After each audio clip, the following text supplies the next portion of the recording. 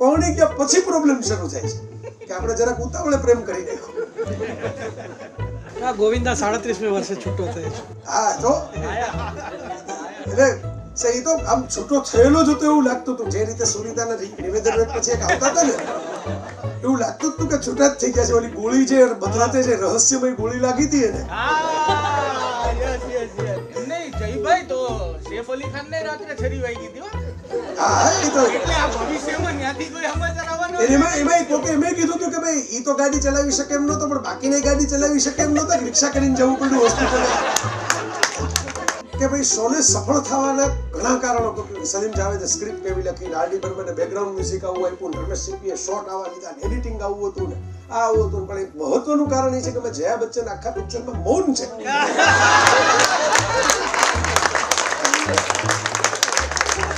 કે મેં જ્યારે મારી વ્યથા મારી પ્રિયતમાને સંભળાવી ત્યારે મને ક્યાં ખબર હતી કે એને તો રેનકોટ પહેરેલો છે.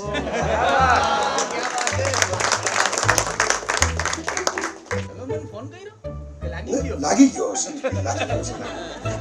આ કવિતાઓ આમાંથી ગોતી ગોતીનું સંભળાવું છું ને એમાં ના આવા ખાનગી સિક્રેટ કોડેડ મેસેજ આપણે આપતા નથી. ટ્રાફિક પોલીસ વાળા એમના મહેમાનો ભાડ્યા. હા બરાબર. તુષારને કરડી ગયા લાગે છે થોડા. વરસાદ પડ્યો તમને ભજીયા બરાબર, આ દાળવડા બરાબર, ગોટા જો બધા પોતપોતાના લોકેશન મુજબ શરૂ થઈ ગયા. જે વેર્યા હતા બીજ મેં તો છૂટા હાથે, પછી વાદળ જળે અને વસુંધરા. મારું કામ તો બીજ વેરવાનું છે, પછી વાદળ જળે અને વસુંધરા.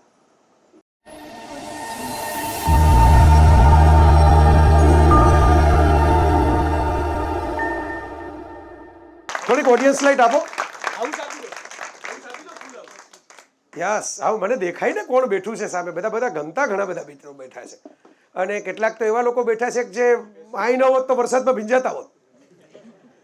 તો મને બહુ મજા આવી એટલા માટે. જો કલા સ્મૃતિના ફાયદા શું છે એનો એક મોટામાં મોટો ફાયદો એ, આવા ટોપિક ઉપર લેક્ચર મને આપવા માટે બોલાવે કોણ પહેલા તો. હું તો જાતના લેક્ચર આપું છું. અત્યારે 2 આપીને આવ્યો છું અમદાવાદની અંદર. બરાબર, પહેલો programme solicitor general Tusharbhai Mehta અને એની સાથે હતા જ્ઞાનવત્સલ સ્વામી અને અશોકભાઈ દવે, એના પુસ્તકોનું વિમોચન. બીજો પ્રોગ્રામ હતો અહીં એક લીવર હેલ્થની ઝાયડસ હોસ્પિટલનો. તો આવા બધા પ્રોગ્રામો મારા થયા જ કરે છે. એની પહેલાં ગઈકાલે હું જીએમડીસીની અંદર હતો, ત્યાં મોટિવેશનલ પ્રોગ્રામ હતો. મુદ્દો એ છે કે આપણને ગમતું હોય એવું ક્યારે થાય? તો ત્યારે થાય જ્યારે કંઈક કળાની વાત હોય, જ્યાં સાહિત્યની વાત હોય, જ્યાં કંઈક જીવનને લગતો, સંવેદનાને લગતો સ્પર્શ હોય. એટલે અમે એવું નક્કી કરેલું કે ગીતથી શરૂઆત કરીએ. સીધી વ્યાખ્યાનથી શરૂઆત નથી કરવી, એક ગીત સંભળાવવું છે. થોડું ભલે લોકો મારી જેમ મોબાઈલ જોતા હોય, એકબીજા સાથે વાતો કરતા હોય, થોડુંક ગણગણાટ થાય. હવે એમાંથી આપણને ખબર પડે કે એક માછલી ઘરમાં માછલી બેઠી હોય ને, એનો એટેન્શન સ્પાન હોય એટલો આપણો નથી રહ્યો. કારણ કે આ 5 મિનિટનું ગીત હતું. બરાબર, જૂના જમાનામાં બહુ મોટા ગીત બનતા નહીં, ગીત ઝાઝા રહેતા પિક્ચરમાં, પણ એની સાઇઝ લેન્થ ઓછી રહેતી. તો 5 મિનિટનું ગીત આપણે બધા સાંભળી શકીએ છીએ કે એબ્સોર્બ કરી શકીએ છીએ. મને તો કંઠસ્થ જેવું થઈ ગયું છે. મને બહુ ગમતા ગીતોમાંનું એક છે. અમે તો પહેલાં એમ નક્કી કર્યું હતું કે આખો પ્રોગ્રામ જ એવો લેવો કે એક ગીત સંભળાવીએ, પછી કંઈક થોડીક વાતો, વળી ગીત સંભળાવીએ, વળી થોડી વાતો. પછી મને એમ થયું કે મેં કીધું ના એ આખી ગીતો ભરી કહાની પેલી વિવિધ ભારતી જેવું લાગશે. એટલે આપણે એવી ગીતો ભરી. હવે જનરેશન ચેન્જ થઈ ગઈ એટલે આપણે એવી કહાની નથી કરવી. પણ વરસાદ મારો એક ગમતો વિષય છે. ઋતુ, મોસમ. જે લોકો મને વાંચતા હશે એને ખબર હશે, મેં આના થોડાક જેને કહેવાય ને ભૂંગળા વગાડ્યા પણ છે ફેસબુકની પોસ્ટો લખીને કે ભાઈ કાલિદાસે ઋતુસંહાર લખ્યું, એની મારી ઉપર એટલી બધી અસર થઈ કે ભારતની ઋતુઓ અને મોસમો ઉપર કંઈક લખાવવું જોઈએ. તો લખાયું છે, નથી લખાયું કે હું પહેલો છું લખવાવાળું છું જ નહીં. કાલિદાસથી જ શરૂ થયું છે, તો હું પહેલો ક્યાંથી હોઉં? પણ મને એમ થાય કે ભાઈ શિયાળો આવ્યો તો શિયાળાની કંઈક વાત કરીએ, ઉનાળો આવ્યો તો ઉનાળાની કંઈક વાત કરીએ. કોઈક કંઈક ઉનાળો તો પરમનન્ટ સિઝન છે, કેટલાકને તો મગજમાં જ પરમનન્ટ રહેતો હોય છે. તો ઉનાળાની શું વાતો કરવી? પણ અમે એની વાતો કરીએ. અને આમ જેટલી વખત આવે તો કોઈક વાર કેરીની વાત કરું, કોઈક વાર ગ્રીષ્મના વર્ણનની વાત કરું, કોઈક વાર કંઈક સરસ મજાના આપણા કોઈ કવિતા લખાણી હોય એની વાતો કરું. મૂળ એવું છે કે આપણે ત્યાં ભણવામાં બધાને કહે છે કે ભાઈ અર્થ વિસ્તાર કરો. જ્યાં સુધી તમે સાયન્સમાં બહુ આગળ ન વધી જાઓ ત્યાં સુધી આ પરાણે કરવું પડે. કારણ કે લેંગ્વેજ તો આપણે ત્યાં પરાણે ભણવાનો વિષય છે, થોડો મરજીથી ભણવાનો, ફરજિયાત ભણવો પડે એટલે આપણે ભાષા ભણીએ, બાકી આપણું ચાલે ભૂંગળું વાળી દઈએ. તો અર્થ વિસ્તાર કરો એમાં ગુણ મળતા હોય, માર્ક્સને ગુણ કે ગુજરાતીમાં, તો ગુણ મળે એટલે આપણે અર્થ વિસ્તાર કરતા હોઈએ. ખરેખર એ ગુણ કેળવવા માટેનો અર્થ વિસ્તાર હોય છે. જે તે વખતે જ્યારે આપણા પૂર્વસૂરીઓએ એમ વિચાર્યું કે ભાઈ પરીક્ષાઓમાં આવું બધું કંઈક કરીએ, એક ગુજરાતી વિષય રાખીએ કે હિન્દી વિષય રાખીએ, એની વાચનમાળા બનાવીએ, એમાં કવિતાઓ મૂકીએ, એમાં પાઠ મૂકીએ, સારા સાહિત્યનો કોઈ અંશ મૂકીએ, નવલકથાનો, આવું બધું અમે ભણતા. હવે હું તો ઘરે ભણ્યો છું તો હું બધી ટેક્સ્ટ બુક લઈ આવતો. મારા મમ્મીએ એવી ટેવ રાખેલી કે ભાઈ જે બહાર ચાલતું હોય એની ટેક્સ્ટ બુક લઈ આવવી.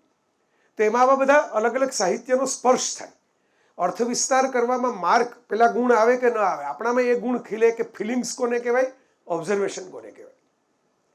જો કોઈ પણ માણસ છે ને, બધા અહીં જેટલા બેઠા છે ને બધા ચિત્રકાર છે, જેટલા બેઠા છે બધા ગાયક છે, જેટલા બેઠા છે બધા જ ડાન્સર્સ છે મનમાં, બરોબર? આમાં કોઈ જેન્યુઇનલી હશે, હું એમ નથી કહેતો કે બધા મારી જેવા જ હશે, બરાબર? એવા હોય કે જે લોકો મનમાં નહીં એકચ્યુઅલ નાચી શકતા હોય, એકચ્યુઅલી ચિત્રો બનાવી શકતા હોય, એકચ્યુઅલી સંગીત કરી શકતા હોય, ગાઈ શકતા હોય. મોટા ભાગે દરેક કળાઓ આપણા મનમાં પૂરેપૂરી હોય છે, પરફેક્ટ. મનમાં બધા રંગોળી બનાવે, પણ કેટલાકના જ હાથમાંથી એ રંગોળી નીકળે. તો આ જે મનમાં જે રંગોળીઓ રચાતી હોય છે એ વ્યક્ત કરવા વાળાને કહેવાય સર્જક, જેને આપણે ક્રિએટર કહીએ છીએ. ક્રિએટર કોણ? જે આપણા મનમાં છે એ ભાવ વ્યક્ત કરી દે. મને ઘણી વખત તમારા જેવા બધા મિત્રો મળે ને બહુ ભાવથી મળે અને વહાલનો વરસાદ વરસાવે મારી ઉપર. આપણે વરસાદ જેવું જ હોય છે, એમાં દેખાતું બંધ થઈ જાય એટલું બધું વરસાવી દે, બરાબર? જેમ વરસાદમાં દેખાતું બંધ થઈ જાય, બ્રેક ફેલ થઈ જાય, કંઈક બીજે ભટકાઈ જાઓ, એમ અત્યારે હું જે એક કાર્યક્રમમાંથી બીજા કાર્યક્રમમાં આવ્યો તો આ હિતેશ સાક્ષી છે, એ પણ કલાકાર જીવત છે, મારો બહુ જૂનો મિત્ર છે, અત્યારે મુંબઈથી આવ્યો અને ઇઝ અ ડિરેક્ટર. એ ફિલ્મો, સિરિયલો, નાટક બધું જ ડિરેક્ટ કરી ચૂક્યો છે. તો એ સાક્ષી છે કે પછી અત્યારે જે એટલો બધો વાલનો વરસાદ વરસાવતા હતા, એક પતિ પત્ની દંપતી હતા, એક સાથે મારી ઉપર વાલ વરસાવતા હતા. એટલે મારે એમ કહેવું પડ્યું કે મારે એક બીજો પ્રોગ્રામ છે, એટલે અહીં તમારે બ્રેક મારવી પડશે, એટલે મારે ટર્ન મારવો પડશે. તો આ જે વાત છે એ ફિલિંગ્સ છે. આ જે કંઈ આપણને વાલ ઉપરાય છે ફિલિંગ્સ છે. શું કામ સર્જકો ઉપર ઉપરાય છે? કેમ પડદા ઉપર અમિતાભ બચ્ચન ક્રાંતિ કરતો, પછી સની દેઓલ 2.5 કિલો હાથને હથોડા લઈને આવ્યો, પછી અજય દેવગણ આમ લાલ હિંગોળક આંખો લઈને આવ્યો, હીરોઝ બધા હવે બધા સાઉથમાંથી આવે છે, અલ્લુ અર્જુન કે KGF વાળો યશ, કે એ આપણને કેમ ગમી જાય છે? કારણ કે જે આપણે કરવું છે એ કરી નાખે છે. મનોમન જે આપણે કરવું છે એ કરે છે. એ શાહરૂખ ખાન કે રાજેશ ખન્નામાં લાગુ પડે એવું નથી કે એક્શનમાં જ લાગુ પડે, બરાબર? જે રોમાન્સ જે સ્ટાઇલથી આપણે કરવો છે એ રાજેશ ખન્નાએ કરીને બતાવ્યો. અહીં પૂછો, અભિનેતાઓ બેઠા જ છે અમારા, બરાબર? એ મેસ્મરિઝમ જેને કહેવાય, જાદુમાં તમને જકડી લે એવું જાદુ શાહરૂખ ખાને પણ કરીને બતાવ્યો. તો એ બહુ યુનિક ઘટનાઓ છે, એટલે આપણને ગમી જાય છે, એટલે આપણે એની એક ઝલક માટે રાહ જોતા હોઈએ, એટલે એની સાથે હાથ મિલાવવા માટે જાય, ફોટા પડાવવા જાય. મને પોતાને ઘણીવાર એવું થાય કે તમે બધા આટલો બધો પ્રેમ કરો. હું તુષારને કહેતો હતો, જો આજે મારા ગમતા લોકોનું અહીં કાર્યક્રમો છે, જેમ કે સૌમ્યનું નાટક છે. હવે સૌમ્યનું નાટક જોવા તો હું જાઉં છું, મારો પ્રોગ્રામ અહીં ન હોય તો, બરાબર? અને સૌમ્ય તો અમારા કલાસ્મૃતિ સાથે જોડાયેલો પરમાનન્ટ મેમ્બર જેવું છે. તો આવા બધા મૂકીને તમે લોકો અહીં આવીને બેઠા, વરસાદ જેવું છે, આગાહી છે, વરસાદનો માહોલ છે, સારું કહેવાય, ભગવાનની કૃપા કહેવાય કે અમે વરસાદનો વિષય નક્કી કર્યો ને ત્યારે મોન્સૂન ફેસ્ટિવલ વખતે જ વરસાદ આવ્યો 3 દિવસ અમદાવાદમાં. એટલે આ સારું, ભવિષ્યમાં યજ્ઞની નહીં કરવી પડે, આપણે યજ્ઞો કરવાને બદલે કલાસ્મૃતિના મોન્સૂન ફેસ્ટિવલ કરશું. તો એ લોકોને એવું થાય છે કે અમારે જે કહેવું છે ને એ જય વસાવડાએ કહી દીધું, અમારે જે વાંચવું છે ને જય વસાવડાએ લખી દીધું. આ છે ફિલિંગ્સ.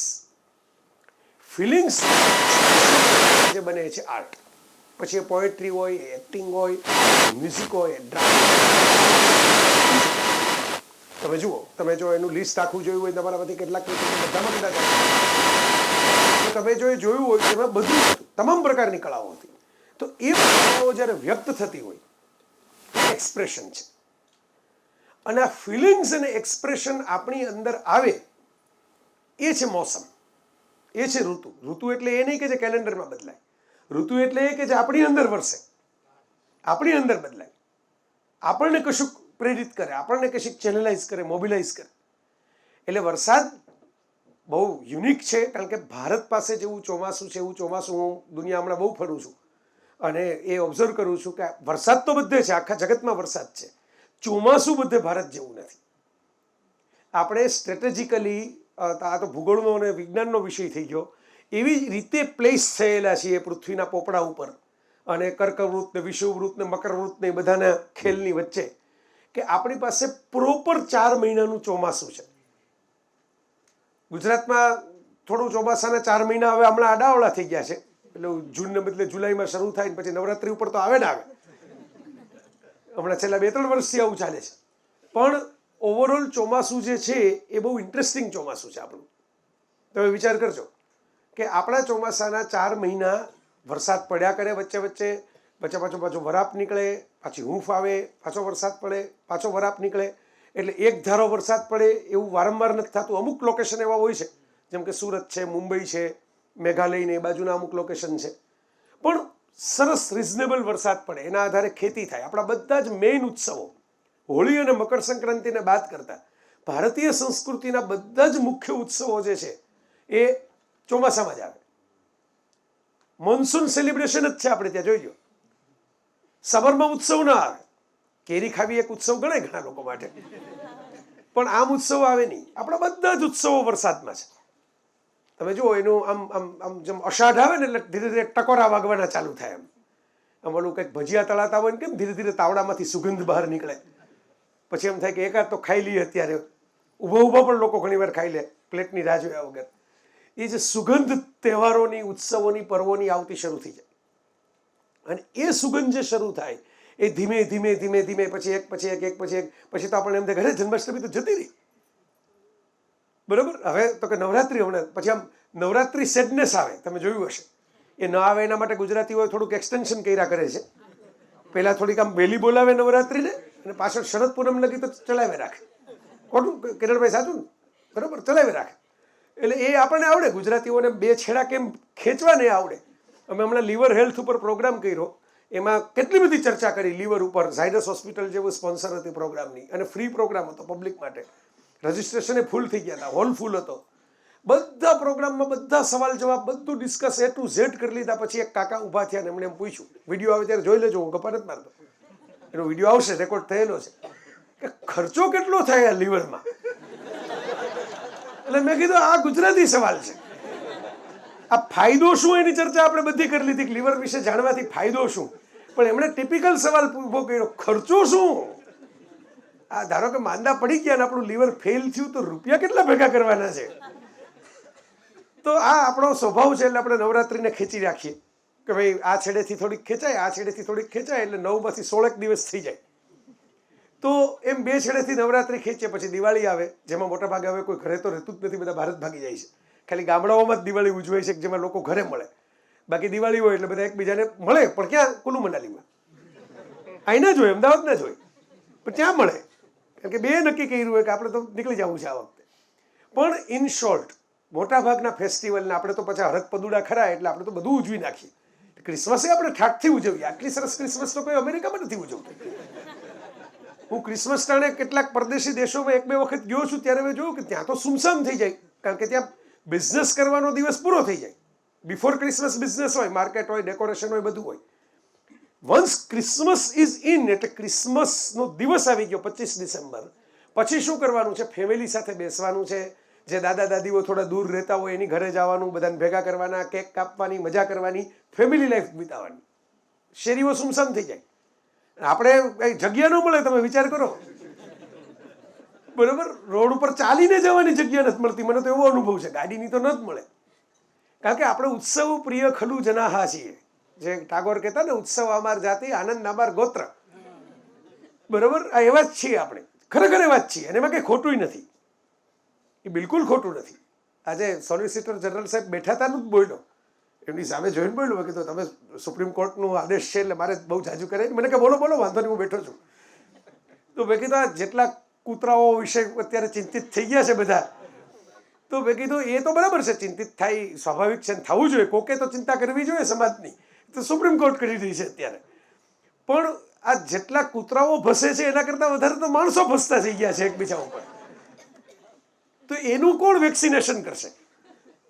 તો એનું વેક્સિનેશન એટલે આ બધું, આ મોન્સૂનની સિઝન. આપણે એવું માનીએ છીએ કે વરસાદ પડે એટલે બધા જો આમ આપણે કોઈ પાંદડા હોય અને મેલા ઘેલા લાગતા હોય તો શુદ્ધ થઈ જાય, ચોખ્ખા થઈ જાય વરસાદ પડે એટલે. ધોધમાર વરસાદ આવે, ધીમો ધીમો આવે તો જરા કાદવવાળા થઈ જાય, પણ ધોધમાર વરસાદ આવે તો બધું ચોખ્ખું કરી નાખે. એટલે આમ પહેલાં કરતાં વધારે સરસ જોવું ગમે એવું થઈ જાય. પર્વત હોય તો પર્વત જોવો ગમે એવો લાગે. ગિરનાર મેં આજે જ ફોટા પાડીને મૂક્યા છે ફેસબુક ઉપર, તમે જોયા હોય તો. હું કાલે છોટાઉદેપુર હતો તો આજ સવારમાં હું ત્યાં હાફેશ્વર મંદિર છે, મેં તો લખ્યું છે, મારા મનીષભાઈ છે અક્ષર ટ્રાવેલ્સવાળા, એ રીતે લખી ગયા કે આનું તો આમ પ્રમોશન થાય, તેમ પ્રમોશન થાય. 2-5 જણા એ લખી ગયા કે હવે આ માંડ એક જગ્યા એવી હતી કે જ્યાં વેફરના પડીકા નહોતા, હવે તમે એના ફોટા મૂક્યા એટલે હવે આમાં ધાર્યું બધું ત્યાં જ હશે ધીરે ધીરે. તો બહુ જ બ્યુટીફુલ લાગે, કારણ કે ગ્રીન લાગે. Green is a colour of monsoon. Green cover થઈ જાય આખી બધી જગ્યાઓ અને ફ્રેશનેસ ફીલ થાય. આ સાયકોલોજીકલની થેરેપી છે. તમે જુઓ, મોટા ભાગના આધ્યાત્મિક અથવા તો કોઈ રિટ્રીટ કહેવાય એવા આધ્યાત્મિક નહીં તો જે બધા કહે ને કે લાઈફ તમારે ચેનલાઇઝ કરવી છે, તમારી જિંદગીને સરખા વધારે સારી રીતે જીવતા શીખવું છે, તો એ ત્યાં જવાના પ્રોગ્રામો જે ગોઠવે છે ને આ દુનિયા, એ ક્યાં ગોઠવે છે? ગ્રીન સ્પેસમાં. કોઈ પહાડો હોય, નદી હોય અને થોડી ગ્રીનરી દેખાતી હોય. આ સાયન્ટિફિક સ્ટડી છે કે તમે વારંવાર આવી મોકળાશવાળી ખુલ્લી લીલી જગ્યાઓ જુઓ ને એટલે તમારા મનમાં જે થોડાક જે આપણે કીધું ને ભસવાવાળા જે જીન્સ એક્ટિવેટ થતા હોય ને એ થોડા હસવામાં જતા રહે ભસવાને બદલે. આ મોન્સૂન છે, આ ચોમાસું છે આપણું, આ ગ્રીનરી છે. એ ખાલી જે પહાડ અને પાંદડા જ શુદ્ધ નથી કરતું, એ પાણી મનને શુદ્ધ કરે છે, એને નિતારે છે. અને આપણી પાસે એક એવો સમૃદ્ધ વારસો છે વરસાદને લગતો. વરસાદના પેઇન્ટિંગ્સ, ખાલી કૃષ્ણને વરસાદ એટલી થીમ ભેગી કરો તો મેં મારી જિંદગીમાં હું જેટલું ફરી શક્યો એમાં દેશ પરદેશની અંદર 450થી વધારે કૃષ્ણના વરસાદી પેઇન્ટિંગ્સ જોયા છે. બન્યા તો એ જ હોય, પણ ધીરે ધીરે પરદેશની અંદર કોઈ મ્યુઝિયમમાં સચવાયા હોય. અહીંના પણ છે, અહીં પણ છે. તમે મુંબઈ જાશો તો મુંબઈમાં જોવા મળશે, દિલ્હી જાશો તો દિલ્હીમાં જોવા મળશે. ખાલી કૃષ્ણ અને વરસાદ, તમે વિચાર કરો, આ થીમ ઉપર 450 મેં જોયા છે. હું કઈ અનિલભાઈ રેલિયા નથી કે આખી દુનિયાના પેઇન્ટિંગ હું જ જોતો હું, બરાબર? બહુ મજાના ચિત્રના બહુ મરમી માણસ છે. તો એનો અર્થ એ થયો કે કેટલા બનતા હશે ખાલી આ એક થીમ ઉપર. એ સિવાયની થીમ તો બીજી જુદી. તો મોન્સૂન છે ને ઇન્ડિયન સિઝન છે. આપણી પાસે ચોમાસું છે, આપણે ઠાઠથી ચોમાસાના ઉત્સવ ઉજવી શકીએ. આપણે ચકધૂમ કરીને અમારા જો ને કલાસ્મૃતિના બધા મેમ્બરો નાચતા હતા, મેં તો એ શેરે કર્યું હતું તરત, બરાબર? મેં નીચે લાઈક કરી હતી કે ભાઈ આ જો મોન્સૂન ફેસ્ટિવલ ચાલે એમ. આ બધા જુવાનિયાઓ બધા આમ, ત્યારે આ કદાચ યુનિફોર્મ હજી બન્યો નહીં હોય, ટી શર્ટ નહોતું એવું ને ધ્રુવી, હા, એટલે નહોતું એવું, એટલે અત્યારે તો આવી ગયું. જો મેં બદલાવી નાખ્યું આવીને, બરાબર? હા, મારે તો પાછળ લખેલું જ છે જો, ઇબ્ન બતુતા, ઓલું બગલ મેં જૂતાવાળા ઇબ્ન બતુતા, ગુલઝાર સાહેબ જે ઇશ્કિયામાં દોડાવતા હતા જેને, એ બરાબર. હવે શું ઇબ્ન બતુતા છે એના માટે ઉદયન ઠક્કરની બહુ સરસ કવિતા છે, એ આપણે છેલ્લે સંભળાવશું. ચાલો, ઇબ્ન બતુતા આજે લખ્યું ને એનું બોનસ વરસાદમાંથી બહાર નીકળીને. તો મારા મિત્રો, આજે આખી ચોમાસાની જે મોસમ છે આપણી પાસે, એ એટલી ઇગ્નાઇટ કરે છે આપણા દિલો દિમાગને. એવા એવા લોકો છે. મેં તમને જે ગીત સંભળાવ્યું એ પ્રિયતમા નામની એક ફિલ્મ હતી, એક અંગ્રેજી ફિલ્મ ઉપરથી એનો કોન્સેપ્ટ લઈને સરસ રીતે એનું ભારતીયકરણ. એ વખતે બધા એવા ડિરેક્ટરો આપણી પાસે હતા કે ભાઈ ભારતીયકરણ પણ એવું કરે, મૂળ ડિરેક્ટર જોવે તો એને 2 વાત નવી જાણવા મળે, એટલી સરસ રીતે કરે. અને એ બાસુ ચેટર્જીએ પ્રિયતમા બનાવેલી. જીતેન્દ્ર અને નીતુ સિંહ શરૂઆતમાં બેના લવ મેરેજ થાય છે. અત્યારે ખરેખર કામની છે એ ફિલ્મ તો.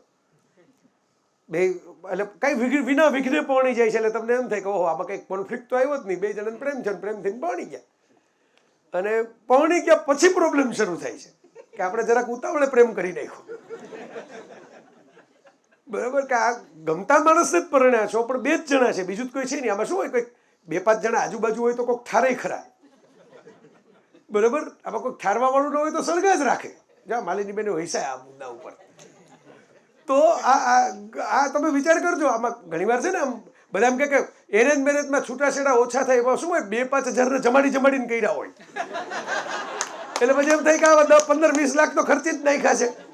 હવે તાત્કાલિક ક્યાં છૂટું પડવું હોય તો 5 વર્ષ વસૂલ તો કરીએ, જેટલા ખર્ચા છે એટલા આ બધા જેટલા ખર્ચા એ પાછા 200 જણા પાછા ઘરે આવીને પૂછપૂછ કરશે કે તમે શું થયું, કેમ પ્રોબ્લેમ છે. ગોવિંદા 37 વર્ષે છૂટો થયો છે. હા તો એટલે એ તો આમ છૂટો થયેલો જ હતો એવું લાગતું હતું. જે રીતે સુનીતાના નિવેદનો એક પછી એક આવતા હતા ને, એવું લાગતું હતું કે છૂટા જ થઈ ગયા છે. ઓલી ગોળી જે મધરાતે જે રહસ્યમય ગોળી લાગી હતી એને,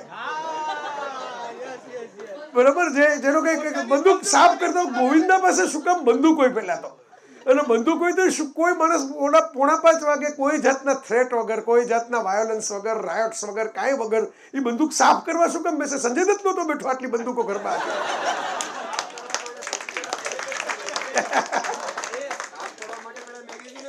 હા, સાફ કરવા માટે મેગેઝિન જ કાઢવું પડે, રાઈટ? નહીં જયભાઈ તો સૈફ અલી ખાન ને રાત્રે છરી વાગી હતી હો. હા, એ તો ત્યાંથી કોઈ સમાચાર આવવાના એમાં કોકે એમ કીધું હતું કે ભાઈ ઈ તો ગાડી ચલાવી શકે એમ નહોતો, પણ બાકીની ગાડી ચલાવી શકે એમ નહોતા, કે રિક્ષા કરીને જવું પડ્યું હોસ્પિટલે. હા, તો નવાબનો માણસ બિચારો રિક્ષા કરીને હોસ્પિટલે જ ગયો. રિક્ષાવાળાને દેવાના પૈસા નહોતા ખિસ્સામાં. એ બિચારો 2 દિવસ પછી હોસ્પિટલ આવીને ઇનામ લઈ ગયો, બક્ષિસમાં 51,000 લઈ ગયો, પણ ત્યારે તો એને મફત જવા દીધો. તો જો આ પણ આ ઉલ્લાસની ઋતુ છે. આજે આપણે હસી શકીએ છીએ ને મોકળા મને આ બધી નાની નાની બાબતો ઉપર, બરાબર. આ જ મજા છે. તો બીજી શું મજા છે? મજા કરવાનો જો સૌથી મોટી વાત છે એ આ જ છે કે આપણે આ વાતને ઉલ્લાસપૂર્વક લઈ શકીએ છીએ. આપણે મને એ લોકોને સંભળાવો તો એ બધા ઉલ્લાસપૂર્વક લઈ શકે છે, બરાબર. કારણ કે આ બધા સાંભળવાથી ટેવાઈ ગયા હોય છે. ગોવિંદાની ખબર નથી, સુનીતાને વધારે ખબર હશે. સેફને તો આવું બધું બધા સંભળાવે છે, એની જવાબ આપે છે, એને ખબર છે, એટલે એ ટેવાઈ ગયો છે. એની ના નથી, ઇન કરીને બી સાંભળી લે છે. સુનીતાબેન જરા વધારે કડક લાગે છે આમ સ્વભાવના, કારણ કે ખીજાતા હોય છે દર વખતે આમ કેમેરામેનને, બરાબર. જોકે જયા બચ્ચન તો એની આખે જુદું લેવલ છે. એટલે આવતીકાલે હું પેપર ફોડી દઉં. આવતીકાલે મારો ગબ્બર સિંહ ઉપરનો લેખ આવશે. શોલે ઉપરનો લેખ લખી નાખ્યો, એટલે પછી ગબ્બર સિંહ ઉપર એક સેપરેટ લેખ લખ્યો આખો. કારણ કે શોલેમાં સૌથી સિગ્નિફિકન્ટ કોઈ હાઇલાઇટ થતું હોય તો ગબ્બર. એટલે એ લેખ લખ્યો ને એમાં જે છેલ્લે ફાસ્ટ ફોરવર્ડ લખ્યું છે એ અમારા મિત્રો સાથેની ચર્ચામાંથી મને મળેલું છે. એટલે એની પાસે કદાચ ફરતું ફરતું આવ્યું હશે, પણ એને મને એકલું ભરતૃહરીના અમરફળ જેવું બહુ ચાલે વોટ્સઅપમાં. તો કે ભાઈ શોલે સફળ થવાના ઘણા કારણો. સલીમ જાવેદે સ્ક્રિપ્ટ એવી લખી, આરડી બર્મને બેકગ્રાઉન્ડ મ્યુઝિક આવું આપ્યું, ને રમેશ સિપ્પીએ શોટ આવા લીધા, ને એડિટિંગ આવું હતું, ને આ આવું હતું. પણ એક મહત્વનું કારણ એ છે કે જયા બચ્ચન આખા પિક્ચરમાં મૌન છે.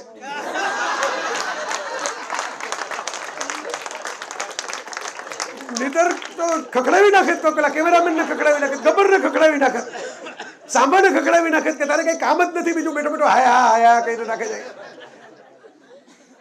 તો આપણે વાત આ નથી કરતા હો, તમે ધ્યાન રાખજો. આપણે વાત મોન્સૂનની કરીએ છીએ, ચોમાસાની કરીએ છીએ, પણ એની સાથે આ બધી મસ્તીઓ એટલા માટે જોડાયેલી છે કે આ આપણે વાત કરતા હતા ભેગા થવાની, મેરેજની, લગ્નની. પ્રિયતમામાં 2 જણા ભેગા થાય છે ને પછી ઘર્ષણ થાય છે, પછી મુશ્કેલીઓ થાય છે, અને એક્સપેક્ટેશન જે પેલા ગુલાબી આમાં શું હોય, બધું હનીમૂનનું જ એક્સપેક્ટેશન કરીને બધા પહોંચી જતા હોય. પછી ધીરે ધીરે કોણ કે ખાવાનું કોણ બનાવશે, ને વાસણ કોણ સાફ કરશે, ને રોજ રોજ તો નવા વાસણ તો મુકેશ અંબાણીએ ન લઈ આવે ને, કોકે તો સાફ કરવા જ પડે ને. એને માણસ રાખ્યા હોય ને આ 2 જણાની પાસે નથી માણસો, પ્રોફેશનલ્સ કપલ છે. તો એમ ધીરે ધીરે અંટસ પડે છે. અને પછી જે એમાં નીતુ સિંહના પિતા જે છે ઉત્પલ દત્ત, એણે રોલ ભજવ્યો છે. બહુ કડક મિજાજના જજ હોય છે. આમ તો એ લવ મેરેજ જ મંજૂર કરે એમ નહોતા, પણ એને થવા દીધા ને પછી એને ખબર પડે છે કે આ તો છૂટાઈ પડી જાય છે હમણાં. અને પછી એ ઇન્ટરવીન કરે છે આખી વાતમાં. જોવા જેવું પિક્ચર છે, સરસ છે. પણ એમાં જે ગીત છે ને એ ગીત ટાઇટલમાં આવે છે. અને બાસુ ચેટર્જી બહુ જ ફેમસ રેન્જ સોંગ જે ભારતનું છે, one of the most famous rain song of India બોલિવૂડની દ્રષ્ટિએ, બરાબર. રીમઝીમ ગિરે સાવન, મંઝિલ નામનું પિક્ચર હતું, મૌસમી ચેટર્જી અને અમિતાભ બચ્ચન. એ પણ બાસુ ચેટર્જીનું, એમને ગમે વરસાદ પિક્ચરાઇઝ કરવા. એ એક યુગ હતો. આજે વરસાદ પિક્ચરાઇઝ થાય એમાં ઘણું બધું AI ઇફેક્ટ્સ આવે છે, એટલે વરસાદમાં કદાચ ન પણ કોઈ ઊભા હોય પણ વરસાદ ક્રિએટ થઈ જવામાં આવે. પણ એ વખતે એક યુગ હતો કે બધા વરસાદના ગીતો માટે પછી એક જુદો યુગ આવ્યો કે વરસાદ એટલા માટે હોવો જોઈએ કે ભાઈ જે કંઈ સાડી બાડી પહેરેલી હોય બરાબર એ ભીંજાઈ જાય આખે આખી. એ એક જુદો યુગ આવ્યો, એ આપણે જોયો. હવે તો એ યુગે જતો રહ્યો બરાબર, કારણ કે હવે તો એવું જ ડિરેક્શન આવે છે. તમે જોતા હશો, હું જે અત્યારે જોઉં છું, તમે કંઈક બીજા ગીતો જોતા હો તો મને મોકલજો બરાબર, પણ હું જે જોઉં છું કંઈ દેખાતું જ નથી બરાબર. તમે આમ એક મિનિટની અંદર 140 કટ્સ પસાર થઈ જાય તમારી આંખ સામેથી. કંઈ દેખાય તો ને કે તમે કોણ છે, શું છે, કોણ શું પહેર્યું છે, પહેર્યું કાનમાં શું પહેર્યું, નાકમાં કઈ દેખાય. પહેલાં તો આમ આમ આમ આમ આમ આમ આમ કરીને તમને આમ કેમેરા ફેરવી દે. કેમેરા ન ફરે એટલી વધારે તો કાતર ફરતી હોય છે એમાં એડિટરની. કાતરી નથી વાપરતા, પેલું મશીન જ છે. તો એ બતાવે છે કે આપણું મગજ કેટલું રેસ્ટલેસ થતું જાય છે. કે આપણે અત્યાર સુધી તો એમ વાત કરીએ છીએ કે ભાઈ ઓહો વરસાદની અંદર નાહતી સુંદરીઓ વાળા ગીતો, પણ નાહતી સુંદરીઓ પણ ત્યારે બતાવતા એમાં કેમેરા સ્થિર રહેતો, એટલે તમે જોઈ શકતા કે આ રવીના ટંડને પીળી સાડી પહેરી છે, આજ રપટ જાય એમાં સ્મિતા પાટીલની સાડી છે, એની કોર લાલ છે બરાબર. હવે એ તમને જોવા જ ન મળે, તમને એ આમથી આમ પસાર જ થઈ જાય બધું. એ આપણું જીવન છે. એટલી સ્પીડમાં ભાગી રહ્યું છે અત્યારે કે એને કારણે એડિટિંગના કટ્સ આપણે જે જોઈએ છીએ એ વિડીયોમાં વધતા જાય છે. તમે ક્યારેક વિચારજો, કારણ કે આપણા જીવનના કટ્સ જ એટલા વધતા જાય છે. આપણે જેટલું કટિંગ કરીને જીવીએ છીએ કે એ કટિંગ ધીરે ધીરે જે બનાવનારા લોકો છે એ માણસો જ છે ને, તો એમાં આવી જાય છે. તો આ ગીતની અંદર મુંબઈનો વરસાદ છે. તમે ક્યારેક યુટ્યુબમાં જોવા મળે તો જોજો, ફ્રી જ છે. યુટ્યુબમાં ફ્રી જ પડ્યું છે આ ગીત બરાબર. મુંબઈનો વરસાદ છે અને એને પિક્ચરાઇઝ કરીને એમાં પ્રોષિત ભર્તૃકા એવો એક આપણી પાસે શબ્દ છે સંસ્કૃતમાં. વાહ તુષાર, પ્રોષિત ભર્તૃકા. તમે આમ જે અદામાં જે દાદ આપીને, અમરેલી બાજુના કવિએ એના ઉપર કાવ્ય લખ્યું છે. હર્ષદ ચંદારાણાએ લખ્યું હશે. હા, લખ્યું છે. વિમલ અગ્રાવતે લખ્યું છે. ઓકે, વિમલ અગ્રાવતે લખ્યું છે. વાહ કાવ્ય છે, હું મોકલીશ તમને રાત્રે ગોતી. વાહ ભાઈ વાહ, વાહ વાહ વાહ. કોઈને ખબર છે પ્રોષિત ભર્તૃકાનો અર્થ? રૂચા? હા, મને એટલે જ મેં આમ જ જોયું છે સીધું. જેમના પતિ કે પ્રિયતમ દૂર હોય અને વિરહમાં એલા રૂચા જેવા એમ બધા. એ પોતે જ એટલી બધી બહાર ફરતી હોય છે કે ઓલા પતિ વિરહની અંદર બેઠા ફરતા હશે. તો પ્રોષિત ભર્તૃકા એવી આપણે ત્યાં અષ્ટનાયિકાનો પ્રકાર છે. 8 પ્રકારની નાયિકા છે સાહિત્યમાં. અભિસારિકા, પિયુને મળવા જાતી હોય એ નાયિકા. જે મીરાએ ભજન લખ્યું ને, દૂર નગરી બડી દૂર નગરી મેં કેસે આવું રે કન્હાઈ તેરી ગોકુલ નગરી બડી દૂર નગરી. ઓકે, ધીરે સે ચલું તો દેર મોહે લાગે, જલ્દી ચલું તો છલક જાય ગગડી. She is the confusion, the very sweet confusion. ધીરે સે ચલું, મારે ધીમે ધીમે જો ચાલવું હોય તો દેર મોહે લાગે, તો પછી મોડું થાય પ્રેમીને મળવા જવામાં. અને જલ્દી ચલું તો છલક જાય ગગડી. હવે ઘરેથી બાનું કાઢ્યું હોય, પાણી ભરવા જાઉં છું, પાણી ઢોળાઈ જાય ઝડપથી ચાલવામાં, ગાગર છલકાઈ જાય તો. કેસે આવું રે કન્હાઈ તેરી ગોકુલ નગરી. આ અભિસારિકા, પ્રિયતમને મળવા માટે જતી નાયિકા. પ્રોષિત ભર્તૃકા કે મોસમ છે વરસાદી આવી સરસ મજાની, અને જેની પાસે એનો પ્રિયતમ નથી, એના ઝુરાપામાં, એના વિરહમાં જે છે એ નાયિકા, એ પ્રોષિત ભર્તૃકા. તો આવી નાયિકાઓ આપણી ફિલ્મોમાં પણ ક્યારેક ક્યારેક દેખાય. ભલે કોન્સેપ્ટ કદાચ ડિરેક્ટરોની નહીં ખબર હોય ને એક્ટરોની નહીં ખબર હોય, પણ એ દેખાય છે, ક્યાંક ક્યાંક રિફ્લેક્ટ થાય છે, કારણ કે એ જીવનમાંથી આવેલા કોન્સેપ્ટ છે. આ બધી નાયિકાઓ, આ નાયકો. મેં વિષય આપ્યો વરસાદ, વિરહ અને વાહલની ઋતુ. વિરહ વરસાદ સાથે, લગી યાદ સાવન કી ફિર વો ઝડીએ વાળો, મેમરીઝ વાળો બરાબર. તો સાવનની એક અગન પણ હોય છે. સાવનમાં તો આમ ઠંડા ટીપા આવે, ફોરા આવે. પણ ગુલઝાર સાહેબે લખ્યું, આસ્થા નામનું એક મૂવી હતું રેખાનું, ઓમપુરી અને રેખા. ઇન્ટરેસ્ટિંગ મૂવી હતું, બોલ્ડ હતું થોડું. તન પે લગતી હે કાચ કી બુંદે, મન પે લગે તો જાને. તન પે લગતી હે કાચ કી બુંદે, વરસાદ, મન પે લગે તો જાને. કે જે કાચની બુંદો શરીર ઉપર લાગે છે, મનને, તનને, એ ખરેખર મનમાં લાગે ને પછી એક જુદો વરસાદ ચાલુ થાય. સ્મરણોનો વરસાદ, સ્મૃતિઓનો વરસાદ. દરેકની પાસે પોતપોતાના સ્મરણો હોય. મેં એક વખત મારા જ આર્ટિકલની અંદર એક એવું ઓબ્ઝર્વેશન લખેલું કે જો તમને વરસાદ પડે અને કાગળની હોળીઓ યાદ આવે, હવે તો ખબર નથી, એ મેં લખ્યું ત્યારે હજી મોબાઈલ આટલા બધા સ્માર્ટ નહોતા થયા, પણ હવેના કિડ્સમાં થોડું જુદું યાદ આવતું હશે, પણ તોય મેં એમ લખ્યું હતું કે ભાઈ કાગળની હોળી તમને યાદ આવે તો સમજવાનું કે તમારી ઉંમર 5 થી 7 વર્ષની વચ્ચેની છે, કારણ કે એ ઉંમર એવી છે કે વરસાદ પડે એટલે તમને હોળીઓ તરાવવાનું મન થાય. વરસાદ પડે અને તમને કોઈ વ્યક્તિની આમ લહેરાતી લટો યાદ આવે, બરાબર, અને કોઈ લહેરાતી લટો એટલે સ્ત્રી થઈ ગઈ, તો કોઈ સ્ત્રીને કોઈની સરસ મજાના વરસાદની અંદર પડેલા ઝુલ્ફાઓ યાદ આવે. ટૂંકમાં બોડીલી તમને શરીર કોઈના યાદ આવે, શરીર મળ્યા ન હોય, ખાલી તમને યાદ આવે. એ તમારી ટીનેજની ઉંમર થઈ, ત્યારે તમારી ઉંમર 16-18 વર્ષની છે. હવે વિચારજો, વરસાદ પડે અને તમને કોઈનું ચુંબન, કોઈનું આલિંગન, કોઈનો સ્પર્શ યાદ આવે. જો પહેલામાં તમને ખાલી દેખાવ જ યાદ આવે, સ્પર્શનો તો મોકો હજી મળતો જ નથી. હજી તો તમે હાઈસ્કૂલથી યુનિવર્સિટીની યાત્રામાં છો, પણ તો તમારી ઉંમર 25-30ની આસપાસ છે. કારણ કે હવે તમે વરસાદને કારણે તમારું જે મિલન થયું છે, તમારા જો કોઈ પ્રિયતમ પ્રેયસી રહી ચૂક્યા હોય એને યાદ કરો છો, અથવા તો જે એકચ્યુઅલ અત્યારે એ ગાળામાંથી પસાર થાવ છો.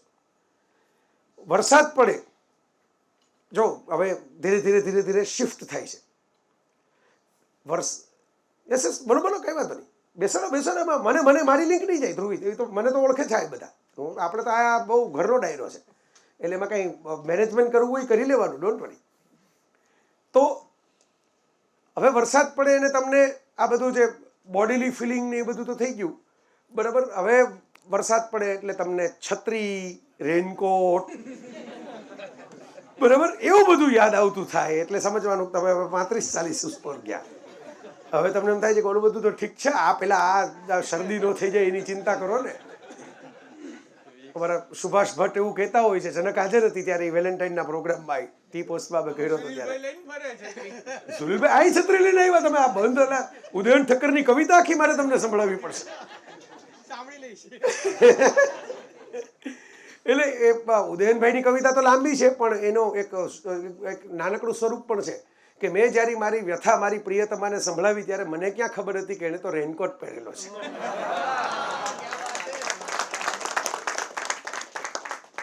તો આ છત્રીઓ, રેનકોટ, ઓલા શૂઝ જુદા પ્રકારના, એવું બધું યાદ આવે એટલે સમજી લેવાનું કે જો હું સુભાષ ભટ્ટને યાદ એટલે કરતો હતો કે એણે એવું કીધું હતું.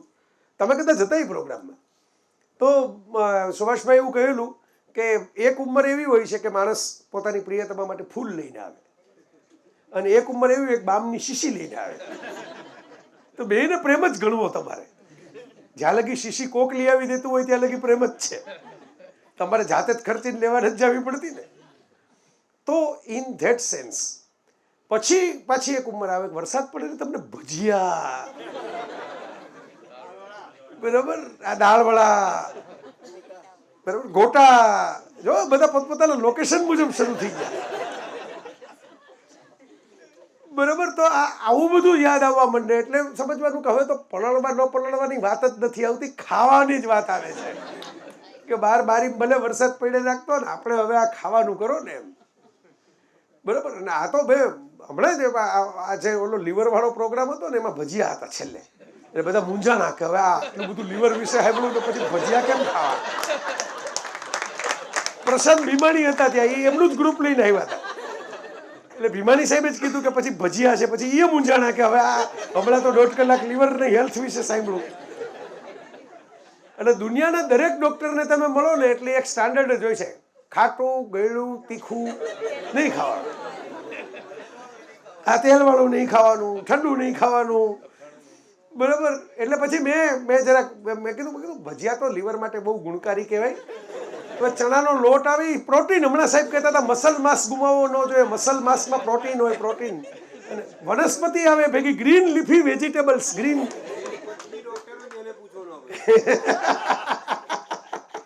પણ એને મેં રેસીપી આપી દીધી ને, અને પાછા માંડવીના તેલમાં તળાય એટલે ડબલ પ્રોટીન. શીંગ પણ પ્રોટીનનો જ સોર્સ છે. તો આ જે વાત છે એ તો મજાકની વાત છે, પણ આ જો ઉંમર ડિફાઇન થતી જાય એટલે હવે તમે 50 આસપાસના છો, તમને ભજીયા સિવાય બીજું વરસાદમાં કંઈ દેખાતું જ નથી, દાળવાળા સિવાય કંઈ દેખાતું જ નથી. પછી પણ એક ઉંમર હોય કે જ્યારે વરસાદ પડે એટલે તમને પેલી શીશીઓ હમણાં જે આપણે સુભાષભાઈ વાળી કહેતા હતા એ બધું યાદ આવે વરસાદ ચાલુ થઈ ગયો છે, હવે આપણે આ લગાડીને સૂવું પડશે ને હવે આપણે આ કરવું પડશે ને આ શેક કરવો પડશે ને ઓલું કરવું પડશે. અને પછી એક એવી ઉંમર હોય કે વરસાદ પડે એટલે તમને કંઈ યાદ જ ના આવે, ભલે પડ્યા રાખતો. બરાબર, પાંખવાળા મંકોડાને કેમ સાફ કરવા એના સિવાય બીજું કંઈ યાદ આવે જ નહીં. આ જે ઉંમર જે છે ને એ બહુ ખતરનાક ઉંમર છે. એટલા માટે ખતરનાક ઉંમર છે કે હવે તમારી સંવેદનાઓ ગઈ. આપણે એમ માનીએ છીએ પેલા ડૉક્ટરોની હથોડી આમ પગના તળિયે આમ મારીને ચેક કરે, કંઈ થાય છે, કંઈ થાય છે. હારું છે ગલી પછી ઓમ કરીને નથી કરતા, કંઈ થાય છે, કંઈ થાય છે. તો એ ચેક કરે કે ભાઈ સેન્સેશન આવે છે કે નહીં, એ બ્લડ પહોંચે છે કે નહીં. પણ આ પણ એક ચેકિંગ જ છે કે હવે તમને વરસાદ પડે કંઈ યાદ જ નથી આવતું, બધું ખોવાઈ ગયું છે. યાદ આવતું હતું, બધા રસ સુકાઈ ગયા. એ ડેન્જરસ છે. રામકૃષ્ણ પરમહંસને મીઠાઈ બહુ ભાવતી, કઈ નવી વાત નથી. પરમહંસ ભલે રહ્યા પણ હતા બંગાળી, એટલે મીઠાઈ તો ભાવે ને. વિવેકાનંદને આઈસ્ક્રીમ બહુ ભાવતો. વિવેકાનંદને આઈસ્ક્રીમ ઉપર પત્રો લખેલા છે પોતાના શિષ્યોને અમેરિકા બેઠા બેઠા કે ભાઈ અહીં જે આઈસ્ક્રીમ મળે છે, ઓહો એવું કરીને લખ્યું છે એમણે. આપણે ઓલા વેદાંત વાળા જ પત્રો બધા વંચાવે છે, આઈસ્ક્રીમ વાળા વંચાવતું જ નથી કોઈ. તો બંગાળી હોય ને કોઈ પણ, તમારા લોહીમાં જો બંગાળનું લોહી થોડુંક હોય તો થોડીક મીઠાઈઓ તો અંદર ઘૂસી જ ગઈ હોય. એટલે આખી પૃથ્વી ઉપર કદાચ એક એવો પ્રદેશ છે કે જે એક પીસ મીઠાઈ તમે પડિયામાં લઈને ઊભા ખાઈ શકો. બરાબર, આપણે જેમ ગોટા ખાતા હોય એવી રીતે ખાઈ શકો. હા, એ ડીશ આટલો નાનો પડિયો આપે. તો આ જે વાત છે એ એટલા માટે હું કહું છું કે પરમહંસને બહુ ભાવતી મીઠાઈ. તો કોઈક એક દિવસ શારદામણીમાં એમના પત્ની, જે પોતે પણ પૂજાતા અને રામકૃષ્ણ પરમહંસ વિશે તો બધા જાણે જ છે કે સાવ અલગારી હતા. તો વિવેકાનંદને કારણે આપણને નામે ખબર પડી, બાકી ખબર ન પડત કે આવો એક માણસ કાલી ઘાટ ઉપર બેસીને જતો રહ્યો. એને કંઈ પોતાના ફોટા પડાવ્યા હોય, શિબિર કરી હોય કે 7 દિવસ આપણે ભેગા થાવ એટલે હું તમને બધું દુનિયા બતાવી દઈશ, ઈશ્વર બતાવી દઈશ, આવું કાંઈ કેમ્પેન કર્યું નહોતું. તો શારદામણીમાં એમને એમ કીધું તમને આટલી બધી મીઠાઈ કેમ ભાવે છે, તમે તો પામી ગયા છો, પહોંચી ગયા છો બધે. એટલે એમણે હસતા હસતા કીધું કે દેવી, તમારે એક ગાય હોય, ભાગી જવાની હોય, નાનું વાછરડું હોય ગાયનું, ભાગી જવાનું હોય, ત્યારે ખૂંટીએ બાંધી રાખવું પડે. એમ આ જીવ તો ક્યારનો આ સંસારમાંથી વિદાય થઈ ગયો છે, પણ મેં એક મીઠાઈ નામની ખૂંટીએ બાંધીને રાખ્યો છે. હવે જો આ તમે જે દિવસે હું ના પાડીશ ને મીઠાઈ ખાવાની, ત્યારે સમજી લેજો કે છેલ્લી દોડી એ છૂટી ગઈ આ પૃથ્વી ઉપર રહેવાની. તો આ જે વાત છે, આ નાના નાના બંધનો, ભલે વેદ ના થાય, બરાબર, રેઇન અને પેઇનના ઉચ્ચારો કોનોટેશન સરખા જ છે ઇંગ્લિશમાં. એટલે રેઇન સાથે ઘણા લોકોને પેઇન પણ થાય. તો એ પેઇન થઈ ત્યાં સુધી સારી વાત છે, હું તો એમ કહું છું. બરાબર, તમને કોઈકનો વિરહ ફીલ થાય છે, એ વિરહ તમને અડે છે, વિરહ તમને સળગાવે છે, વિરહ તમને તડપાવે છે, ધેટ મીન યુ આર એલાઇવ. તમે એમ કહો છો ને હું તો દુઃખી છું, હું તો ડિપ્રેસ છું, હું તો ભાંગેલો છું, હું તો તૂટેલો છું, મારું બ્રેકઅપ થઈ ગયું, મારે જોડીને જતા રહ્યા, મારે બ્લુ ટિક નથી થતી મેસેજમાં.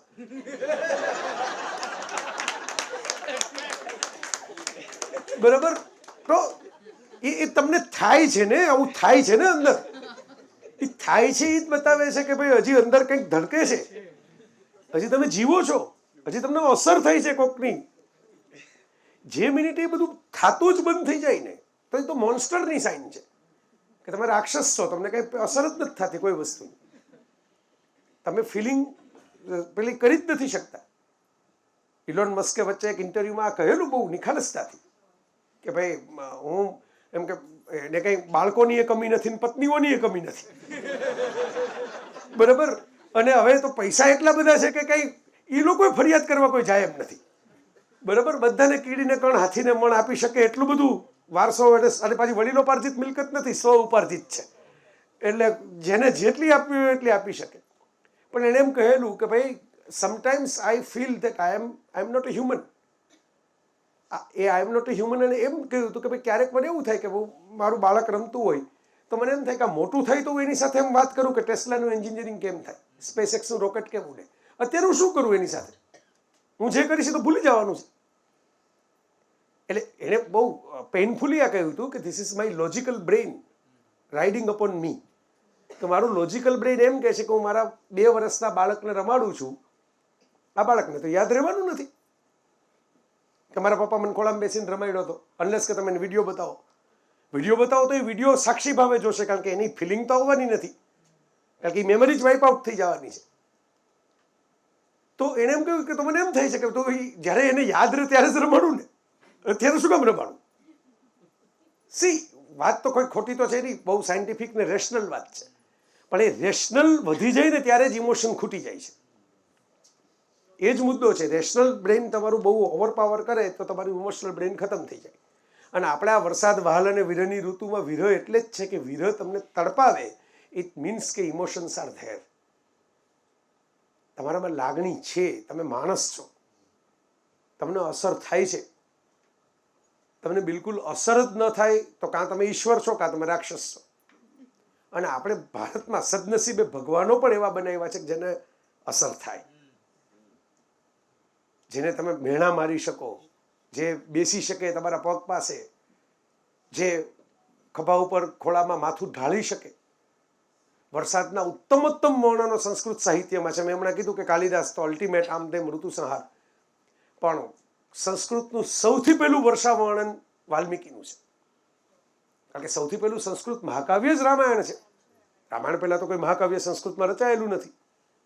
ઋગ્વેદ અને ઉપનિષદો સંસ્કૃતમાં રામાયણથી પહેલાં રચાયેલા ગણાય, પણ એ કાવ્ય નથી. This is not poetry. એમાં પાત્રો નથી, એક હીરો, એક હિરોઈન, વિલન, એ ટાઈપનું નથી. There is no plot. એ તો ખાલી શ્લોકમાં રચાયેલું પ્રકૃતિ વર્ણન છે. પૂજાપાઠ એ બહુ ઝાઝા નથી. પૂજાપાઠ તો પૌરાણિક સાહિત્યમાં વધારે છે. વૈદિક સાહિત્ય તમે જો ઓરિજિનલ વૈદિક સાહિત્ય જુઓ તેમાં બહુ પૂજા વિધિઓ છે જ નહીં. યજ્ઞોની થોડી ઘણી વાતો છે, પણ બધામાં પ્રકૃતિ જ છે. યજ્ઞ પ્રકૃતિ માટે કરવાનો છે. અને ઘણા વિદ્વાનો તો એવું કહે છે કે યજ્ઞ એટલે, આજે આપણે માની લીધું કે યજ્ઞ એટલે ઓલું કુંડમાં તમે બધા મૂકીને તમે ઘી નાખીને જે અગ્નિ પ્રગટાવો, એ લોકો યજ્ઞ શબ્દ યોજના માટે વાપરતા. યોજનાની મૂળ ધાતુ હતી યજ્ઞ.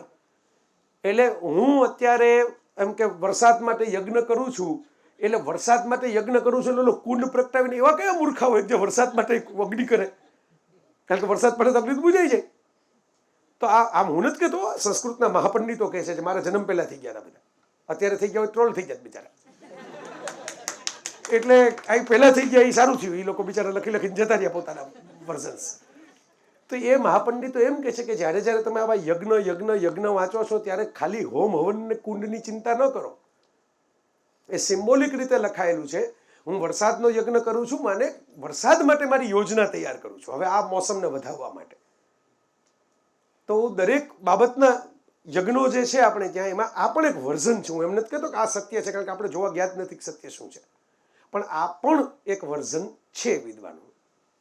તો વાલ્મીકીએ જે વર્ષા વર્ણન કર્યું છે ને, આજે આપણે સુપરમેનને જરા વીક જોઈએ તો આપણે એમ થાય કે જો આ આધુનિક સુપરમેન વલ્નરેબલ છે. એટલે જૂના સુપરમેનને તો કંઈ થતું જ નહોતું. આ સુપરમેન તો માર જ ખાય જ બિચારો. છેલ્લો સુપરમેન હતો એમાં તો એને વલ્નરેબલ એટલો બધો બતાવ્યો છે કે એ તો માર તો ખાય જ છે. એમાં સુપરમેન કરતા જાજો તો બે ત્રણ બીજા જે આટા મારતા હોય છે ટેરિફિક ને એ બધા ફૂટેજ ખાઈ ગયા છે. કારણ કે ઓલા કીધું હોય ને કે ભાઈ જરા નવી પેઢીને ગમે એવો જરા માઇલ્ડ કરો. એટલો બધો માઇલ્ડ થઈ ગયો બિચારો. તો આજે એ વખતે વાલ્મીકીએ, હવે જો તમે ઘણા એમ કહે છે ને કે ભાઈ એ તો બધું સાચું જ છે, એટલે કાવ્ય કહેવાય જ નહીં. સાચું જ છે તો વાલ્મીકી એ કવિ છે જેણે એના પાત્રોને નજર સામે જોયા છે. બાકીના કવિઓએ તો કલ્પનામાં જોયા હશે. વાલ્મીકીએ તો રામ કોણ છે એને આંખમાં આંખ નાખીને જોયું છે. સીતા કોણ છે એને ઘરમાં રાખ્યા છે સીતાને. બરાબર? Poet is a character, is not just a poet. ખાલી ખૂણામાં બેસીને કવિતા નથી લખી. જે સીતાને અયોધ્યા સાચવી ન શક્યા એને કવિએ સાચવી છે. આ દેશનો કવિ આ છે. આપણે કહીએ મહાકવિ, મહાઋષિ, હા વેદવ્યાસ એ પણ કેરેક્ટર જ છે, એ પણ પાત્ર જ છે. અને વેદવ્યાસ થોડા દૂર રહીને સાક્ષી ભાવે આખું મહાભારત જુએ છે, પણ વાલ્મીકી તો અંદર પડે છે. જરૂર પડે ત્યારે જે મેં કીધું એમ, જે જનક પાસે સીતા નથી જાતી, જે સીતા મૈથિલી નામ છે પણ મિથિલા નથી જતા, જે સીતા અયોધ્યામાંથી પરિત્યક્ત છે, એ સીતા આ કેવડી મોટી વાત છે. તમે આમ જરા કલ્પના તો કરો. આજે આપણે વિમેન એમ્પાવરમેન્ટ ને ઇન્ડિવિજ્યુઆલિટી ને આ તે બધી વાતો મોટી મોટી કરીએ છીએ, એ જમાનામાં આ દેશનો સૌથી પહેલો મહાઋષિ, સૌથી પહેલો મહાકવિ, એ આવી કોઈ મોટી મોટી સુફિયાની વાતો કર્યા વગર એમ કહે છે કે આ ઘર છે તારું. આપણે ક્યાં જનક રાજાની જરૂર છે, આપણે ક્યાં વશિષ્ઠની જરૂર છે, આપણે ક્યાં રામની જરૂર છે. હા, હું બેઠો, હું જ્યાં લગી બેઠો ત્યાં લગી આશ્રમ તારું ઘર છે. છોકરાઓ મોટા કરો, આનંદ કરો. આજે ન થઈ શકે સાહેબ, ત્યારની તો વાત જવા દો, આજે ન થઈ શકે કે તમે કોના છોકરા મોટા કરો છો, આ બેન કેમ તમારે ત્યાં આવે છે રોજ.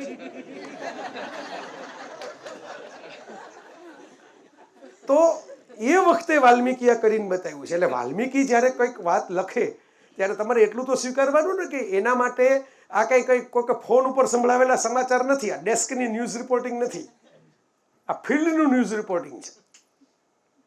આ વાલ્મીકી રામાયણમાં સીતાનું અપહરણ થઈ ગયા પછી વરસાદની ઋતુ જ્યારે આવે છે ત્યારે રામને સીતા યાદ આવે છે, સ્મરણ થાય છે એમનું કે ભાઈ સીતા જતા રહ્યા છે ને હવે મારા સીતા તો છે નહીં મારી પાસે. અને પછી રામ રુદન કરે છે. પેલા વાલ્મીકી વરસાદનું અદ્ભુત વર્ણન કરે છે, વર્ણન એવું કરે છે. પહેલો જ શ્લોક વાલ્મીકી રામાયણ વાંચજો ખોલીને તમે, વર્ષા વર્ણનના જે શ્લોક એમના ચાલુ થાય છે એમાં પહેલો જ શ્લોક છે. તમે જરા જેને કહો મુશાયરામાં કહેતા હોય જરા તવજ્જો ચાહુંગા, જરા દાદ ચાહુંગા, એમ જરા. આ મારું તો નથી, વાલ્મીકીનું છે ને, એ મુશાયરાના કવિ નહોતા, બરાબર. તો એ વાલ્મીકી એમ લખે છે કે સૂર્ય કિરણોના વીર્યથી ગર્ભાધાન જે પૃથ્વીનું થયું એ 9 મહિનાના અંતે વર્ષાનો પ્રસવ કરાવે છે. What a scientific thing. તમે વિચાર કરો, આમાં ક્યાંય વિજ્ઞાનનો ભંગ નથી થતો, કારણ કે પ્રકાશ ન હોય સૂર્યનો તો વાદળો બને જ નહીં. અને તમે ટેકનિકલી જુઓ તો 8 થી 9 મહિના પછી જ વરસાદ, વાદળો બન્યા પછી વરસે. તમે જો માડાગાસ્કરનો સફારીમાં જે આવતું, માડાગાસ્કરમાં ચોમાસાનું એન્જિન શરૂ થાય છે, એ એન્જિન જે છે એ ફરતું ફરતું અહીં પહોંચે ભારતમાં. તો વાલ્મીકી માડાગાસ્કર નહોતા ગયા, પણ વાલ્મીકી આ લખ્યું છે ખરું. મુદ્દો એ છે કે આખા એના પછીના વર્ણનો જે છે એ રામનું રુદન છે એમાં, અને રામનો વિરહ છે. અને એ તમે સિરિયલોમાં જોયું હશે કે લક્ષ્મણ બહુ ક્રોધિત થઈને સુગ્રીવ પાસે જઈને કહે છે કે હવે ગોતો સીતાને, તમે કેટલા દીથી એમને બેઠા છો, અમે તમારું કામ કરી દીધું, તમે તમારું કામ કર્યું નહીં. એ ક્રોધિત લક્ષ્મણ છે ને એ રામને વરસાદમાં રોતા જોઈને થાય છે કે મારા ભાઈ હવે એટલા દુઃખી છે કે હવે આ જોયું નથી જાતું ને હવે આપણે ગમે તેમ કરીને સીતાને ગોતવા જ પડશે. આ વિરહ મેં લખ્યું ને કે વિરહ અને વાલની ઋતુ, આ વિરહ.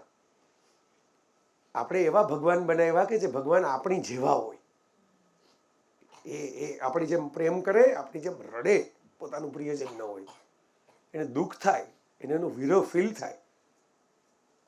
એ માત્ર હું ભગવાન છું મારે શું, આ બધું તો નિમિત્ત માત્ર છે એમ કરીને ઊભા ન રહે. એમને પીડા થાય આ વાતની. તો આ વાત જે છે ઇમ્પોર્ટન્ટ છે કે આપણી પહેલી જ કવિતા જે છે ભારત વર્ષની એમાં વિરહ છે વરસાદનો. અને પછી સૌથી વધારે આઇકોનિક જે કવિતા છે એમાં પણ વિરહ છે વરસાદનો, મેઘદૂત. કાલિદાસે જેમ આપણે કહીએ ને હાથ લખીને હાથ ધોઈ નાખ્યા એવો એક જમાનામાં રૂઢિપ્રયોગ હતો, હવે તો એ આઉટડેટેડ થઈ ગયો. લખો તો પાછું નીચે વોશિંગ હેન્ડ્સ એવું તો ઇંગ્લિશ થાય નહીં. તો આ જે એ મેઘદૂત જે છે એના ઉપર તો એક સ્વતંત્ર લેક્ચર મેં ઓલરેડી આપેલું જ છે, એટલે અત્યારે રિપીટ નહીં કરું. એનો વિડીયો મેં મૂકેલો છે મારી આ પ્લેનેટ જેવી ચેનલ ઉપર.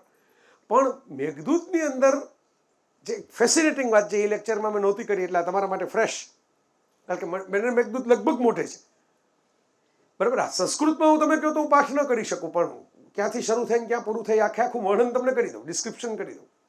મને બરાબર યાદ છે 2004માં મેં એનો લેખ લખ્યો હતો, અનાવૃત્તજી નવું શરૂ થયું હતું ગુજરાત સમાચારમાં. અને સવારમાં પહેલો ફોન ઉપેન્દ્ર ત્રિવેદીનો આવ્યો હતો. એમણે ગુજરાત સમાચારમાં ફોન કરીને મારો લેન્ડલાઇન નંબર લીધો અને પહેલો ફોન 40 થી 45 મિનિટ વાત કરી એમણે. વાહ, ખુશ થઈ ગયું કે આજના જમાનામાં કોઈક મેઘદૂત ઉપર આવું લખે એમ, કે મેં આ આટલા વર્ષ પહેલાં વાંચેલું અને એમાંથી મને ઘણું મળેલું છે ને. પછી બાબને કે તમને ખબર નહીં હોય હું તો ઉજ્જૈનનો છું મૂળ તો.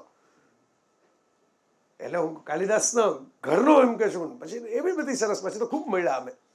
પણ આ એ કહું છું કે આવી અસર થાય, ઉત્તમ રચનાઓ હોય, ઉત્તમ કળાઓ હોય, ક્યાંથી ક્યાં વિંધી નાખે કોઈને. હવે જો આમાં મારી અસર નહોતી, કારણ કે મેં તો મેઘદૂત ઉપર જ લખ્યું હતું, એટલે ક્રેડિટ કાલિદાસને જાય કે કાલિદાસે એવા તીર છોડ્યા છે કે જેને કારણે આ યુગની અંદર પણ એક બહુ મોટા ગજાના દિગ્ગજ કલાકાર છે, ત્યારના ઉગતા નવા લેખકને પોંખી લે કાલિદાસના નામ. તો આમાં ખબર તો છે કે વિરહનું જ કાવ્ય છે, કારણ કે આ તો બધું અત્યારનું સાયન્સવાળું જ છે. આપણે ઓલા નહોતા એક વચ્ચે ઓલા દાદા એવા હતા, બહુ વાયરલ થયા હતા એ જમાનામાં, જેમ કહેતા હતા કે બધું ક્લાઉડમાં જાય છે, બધું ક્લાઉડમાં ઉપર. એક નામ તો હવે હું ભૂલી ગયો, આવા બધા નામ ભૂલાઈ જાય જ સારું, બરાબર. પણ એ બહુ ત્યારે વાયરલ બહુ થયા હતા. એમને એક મોટો બધો ઇન્ટરવ્યૂ આપ્યો હતો, BCCI ઉપરનો એક એમાં કોઈ કોટ હતું ને એમાં એણે એમ કીધું હતું કે આ બધું જે ઉપર જાય છે ક્લાઉડમાં આકાશમાં બધું જે જાય છે ને એ પછી ત્યાં બધો ડેટા ક્લાઉડમાં જે પડ્યો હોય ને એ ક્લાઉડમાં પછી વરસાદ આવે તો ડેટા ઊંધો જતો થઈ જાય. એટલે એ ઓલું ઇન્ટરનેટ વાળું ક્લાઉડ અને આ મેઘવાદળ વાળું ક્લાઉડ મેં ભેગું કરી નાખ્યું હતું એમ. એટલે આપણે તો ઓલા દાદાનું નામ અને ઇન્ટરવ્યુ થઈ છે કે પડ્યો છે, બરાબર. એ તમે PM સાહેબનું બોલો એ રડાર વાળું, અને રડાર વાળામાં એ સાચા હતા. એનું મેં લખેલું હતું એ વખતે ફેફર સાહેબ કલ્કી અવતાર છે. એમ ના ના એવી બધી હવે આટલી બધી ઓછી ખબર હોય સારું આવી બધી તો રાજકોટના જેણે પોતાની જાતને કલ્કી અવતાર ઘોષિત કરેલો છે. ઓ બાપ રે બાપ. બાકી સેનેટાઈઝર છે ને તો દરિયામાં પધરાવાની.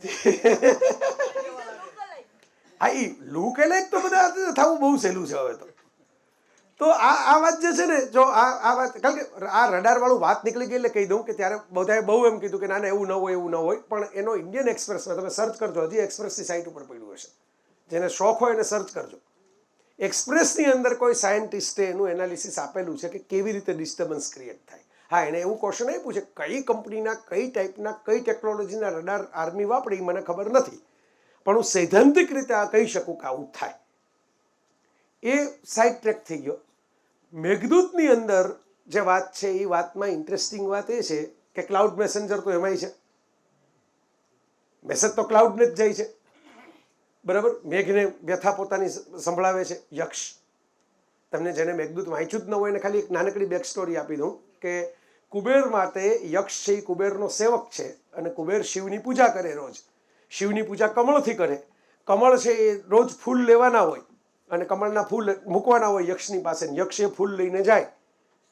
હવે એ કામમાં પોતાની આ જે પત્ની છે એના એટલા પ્રેમમાં છે યક્ષ કે સવારે મોડું ઉઠે એટલે ફૂલ વાસી થઈ જાય, તાજા રહે નહીં. અને એમાં કુબેર એને શ્રાપ આપે છે કે ભાઈ આ તારે આ તમારા પ્રેમને કારણે તમે કામ હરખું નથી કરતા. મૂળ મુદ્દો આજે એ જ છે,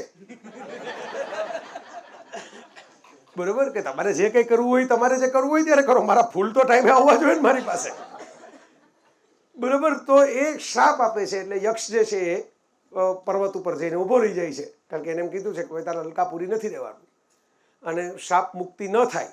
કાલિદાસ ઓપન એન્ડેડ રાખે છે. યક્ષ હવે પરમાનન્ટલી ત્યાં જ રહ્યો કે પાછો આવ્યો કહેતા નથી. એક આપણે ત્યાં ભારતીય સંસ્કૃતિમાં એક સરસ વાત એ છે કે કોઈ પણ મહાકાવ્ય ટ્રેજિક પણ હોય તો એમાં આશા આપવી પડે.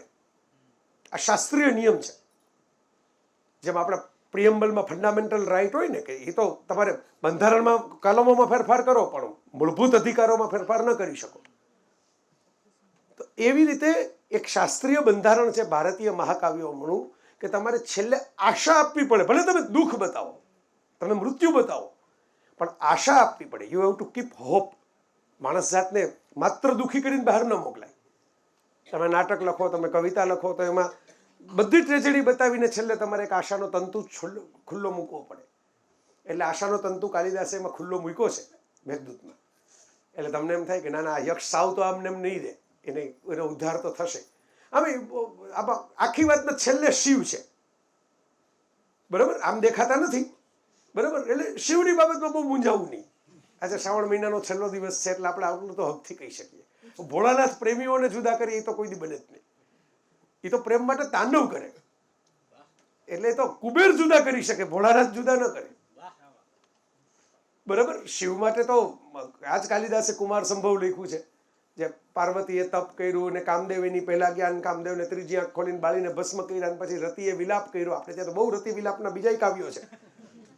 રતિએ વિલાપ કર્યો, તમારો આમાં મારો વર તો બીજાની સેવા કરવા ગયો હતો, તમે એને જ બાળીને ભસ્મ કરી નાખ્યું, એમાં આનું શું થાય? એટલે પછી શિવે રેક્ટિફિકેશન કર્યું ગણેશજીની જેમ કે હવે એમ કે બાળી નાખ્યો તો હવે શું કરશું? તો કે હવે એને 2 વરદાન આપ્યા રતિને. આ બહુ રોમેન્ટિક વાત છે. 2 વરદાન આપ્યા કે એક કે હવે જ્યાં શરીરે હતો તો એ જ્યાં જાય ત્યાં પોતે જઈ શકે એટલો જ દેખાય. હવે હું એને અંગ વગરનો કરું છું, અનંગ. એટલે ત્રિલોકમાં ગમે ત્યાં જઈ શકે, એને મન પડે ત્યાં જાય. એટલે કામ અનંગ છે, એને કોઈ અંગ નથી, ગમે ત્યાં પ્રવેશી જાય. અને બીજું એને રતિને એ વરદાન આપ્યું કે દુનિયા આખીને નહીં દેખાય, પણ પતિ તારો ગયો છે તને એ ટેન્શન છે ને, તને મળશે. તારા માટે એ સજીવ સ્વરૂપે રહેશે, બાકીના માટે એ અનંગ સ્વરૂપે રહેશે. એટલે હું કહું છું કે આપણે 1 ને 1 2 જેવી ગણિત જોડીએ તો છેલ્લે સુપ્રીમ કોર્ટમાં જ્યારે કેસ જાય મહાદેવની કે આને છૂટો પાડીને મૂકી દીધો છે, ત્યારે એમ કે ભાઈ હવે શું છૂટા કરવાના? હવે અમે તાંડવ કર્યા છે ને તમે આને બેન છૂટા કરી નાખો, આને ભેગા કરો જાઓ. હવે આ તો બેક સ્ટોરી હતી.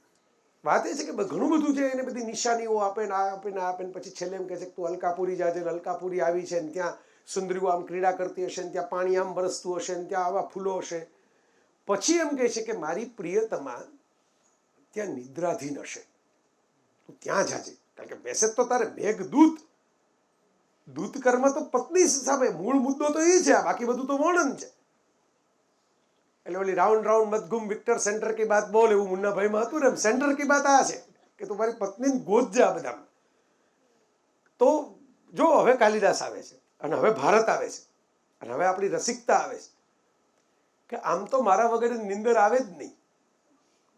એટલે જાગતી જે પડી હોય એ જ સ્ત્રી મારી પત્ની હોય, પણ છતાં એ સૂતી એટલે હશે કે જો સૂવે નહીં તો એને સપના ન આવે, ને સપના ન આવે તો મારું મિલન કેવી રીતે થાય?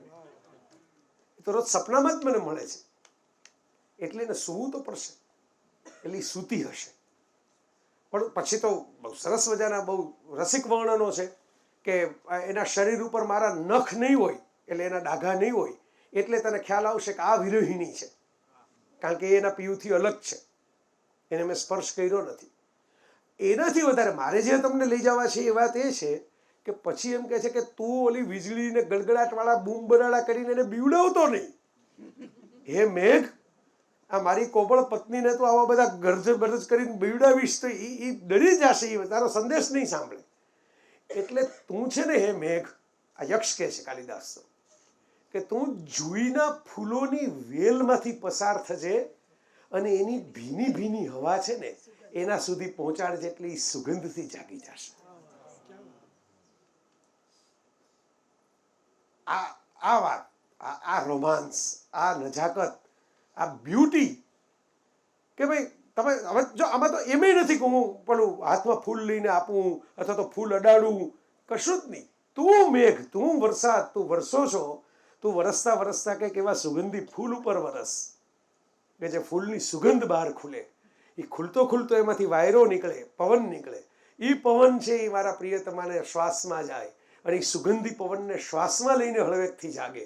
એ હળવેકથી જાગે પછી તું એને કહેજે, કારણ કે કહેવું તો પડશે ને કે હું તમારા પતિનો મેસેજ લઈને આવ્યો છું કે અમે તમને યાદ કરીએ છીએ, પહેલા ભોળા પાછા તો આવશું જ, ટકીને રહેજો, બીજા કોઈના મેસેજ લેતા નહીં. આવું તો કરવું પડે ને. એટલે આ બ્લોક નો કરતા તો એ જે મેઘ કરે છે ને એ એમ કહે છે કે ભાઈ તારે સિક્રેટ એને કહેવું પડશે, કારણ કે એને ખાતરી કેમ થાય કે તું મારો જ મેસેજ લઈને આવ્યો છો. તેને એમ કહે છે કે ભાઈ બધાની હાજરીમાં, એટલે કોઈ મોટા પ્રસંગની અંદર બેઠા હોય ત્યારે કાનમાં ખાનગી વાત કરવાના બહાને હું તને હળવેકથી ચૂમી લે તો એ આપણા બંનેનું જ ખાનગી સિક્રેટ છે, બાકીનાને ખબર પડે તો ખાનગી થોડું રહે. તો એ વાત તો એને કહીને એમ કહે છે પછી મારો સંદેશ આ છે. હું જ્યારે વરસાદ, વિરહ અને વાલની ઋતુ કહું ત્યારે જો આ વાત મને યાદ ન આવે તો આ આંખોથી જે વાંચ્યું એ બધું પાણી ગયું, આ વરસાદ ભેગું વહી ગયું. તો એટલે આ આપણી ઋતુ છે, આ આપણી મોસમ છે. મેં વિરહની ઘણી બધી વાતો કરી, કેટલાક લોકો દુઃખી થઈ ગયા હશે કે તો એને પોતાના વિરહો યાદ આવી ગયા હશે, એવું હશે. બરાબર. અને એમાં તો એવું હોય કે સામે છે એને બદલે જે ન હોય ને એના વીરો વધારે ચાલતા હોય. મળી ગયા એને કોઈ વીરો લાગતા જ નથી. કોઈ જે નથી મળ્યા એના જ વીરો બધાને ફીલ થયા કરે છે. તો મેં કેટલા વર્ષો પહેલા પ્રેમ ઉપર વિરલ રાજ ભેગો કાર્યક્રમ કરેલો જામનગરમાં. કાજલબેન પણ હતા, હું પણ હતો. પ્રેમ એટલે સરસ કાર્યક્રમ થયો હતો. વિરલે જ આખો ડિઝાઇન કર્યો હતો. તો એમાં હું બોલ્યો હતો કે ભાઈ જેટલા અમર પ્રેમીઓ છે, પછી તો વાયરલ થઈ ગયું બહુ, પછી તો એના મેસેજો બની ગયા ને લોકોએ કોમેડી ફેક્ટરી ચલાવી દીધું. પણ એ જેટલા પ્રેમીઓ અમર છે એ બધા એ જ છે કે જેના લગ્ન નથી થયા. એ રોમિયો જુલિયટ હોય, શેણી વિજાણંદ હોય, લૈલા મજનુ હોય, શિરી ફરહાદ હોય, મિર્ઝા સાહેબાન હોય કે રાધા કૃષ્ણ હોય. પરણ્યા એને તો ગીત જ નથી, ખબર જ નથી શું થયું. પછી ક્યાં પહોંચ્યા, શું કર્યું, મેડિકલ રિપ્રેઝેન્ટેટિવ તરીકે ચામડાના થેલા લઈ લઈને ડોક્ટરને બહાર ઉભા રહ્યા, રોટના દળના દળાવા ગયા, શું કર્યું. એ વાત પૂરી થઈ ગઈ. અહીંયા કવિઓ મૌન થઈ ગયા. કવિઓ પહોંચેલા હોય ને પછી જાજુ લખવા જાય તો ઘરેથી કોઈ ફાડી નાખે. બરોબર કે આ શું બધું માંડ્યું છે, આવું બધું લખ કરો છો. તો આ જે વાત છે એ એટલા માટે મને આમ થોડી બ્યુટીફુલ લાગે છે કે આ મિલન જ્યારે હું તમને કહું છું, વરસાદનું મિલન, તો એમાં ભેગા થયેલા લોકોની વાત છે. વરસાદના મિલનની તો કેવી સરસ સરસ ફિલ્મો બની છે આપણે ત્યાં. વરસાદમાં જ મળતા હોય એકબીજાને દોડીને, એવા એવા દ્રશ્યો આપણા ડિરેક્ટરોએ સરસ રીતે, ખાલી ભારતમાં જ બની છે એવું નહીં, દુનિયા આખીમાં રેઇનનો ઉપયોગ તો મેટાફોર તરીકે બહુ કર્યો છે. મિલન માટે વરસાદ પડતો હોય એવી ઘટના, છૂટા પડતા હોય ત્યારે વરસાદ કર્યો, વરસાદને એક પાત્ર બનાવીને કેટલા બધા ડિરેક્ટરોએ પેશ કર્યો છે. મનોજ કુમારને જિન્નત, હાય હાય ये मजबूरी, ये मौसम और ये दूरी. તમે આ કીધું તો ઉભા રહ્યો. આપણે મોબાઈલ હાથમાં હતો ને પાછો ખિસ્સામાં મૂકી દીધો. ના ના, આ તો મારા મગજમાં હતું કે ભાઈ આ, પણ મેં કીધું કે આ બધું આવું કઈ મોબાઈલમાં હાથમાં લઈને બોલવું, આપણા મનમાં જ કેટલું બધું છે. મોબાઈલમાં છે એના કરતાં જાજુ મનમાં છે. પણ આ મારે કહેવું પડશે. આનો મેં આજે જ મેં કીધું આ વસ્તુ કેવી ઇન્ટરેસ્ટિંગ છે. હું આ વરસાદનું થોડુંક મારા લેખો જૂના વાંચતો હતો, એમાં મેં આ ગોતી કાઢ્યું કે ભાઈ આ જો આ મેં જ લખ્યું હતું. અને આ તમે જો આ કાંઈ ઓલા આપણે જાદુગરના ખેલની જેમ બેસાડ્યા નથી હોય એમ કહેવા માટે કે આ પ્લાન્ટેડ પેપરમાં બોલજો એટલે આપણા મોબાઈલ બહાર કાઢીને પછી આગળ બધાને ઇમ્પ્રેસ કરશું. બરાબર. જુઓ, આ આપણે આપણા પોતાની, આપણી જ માટીનું, આપણું પોતાનું તળપદી ગુજરાતી ગીત. પ્રેમી વરસાદમાં કામે જવા માટે નીકળે છે.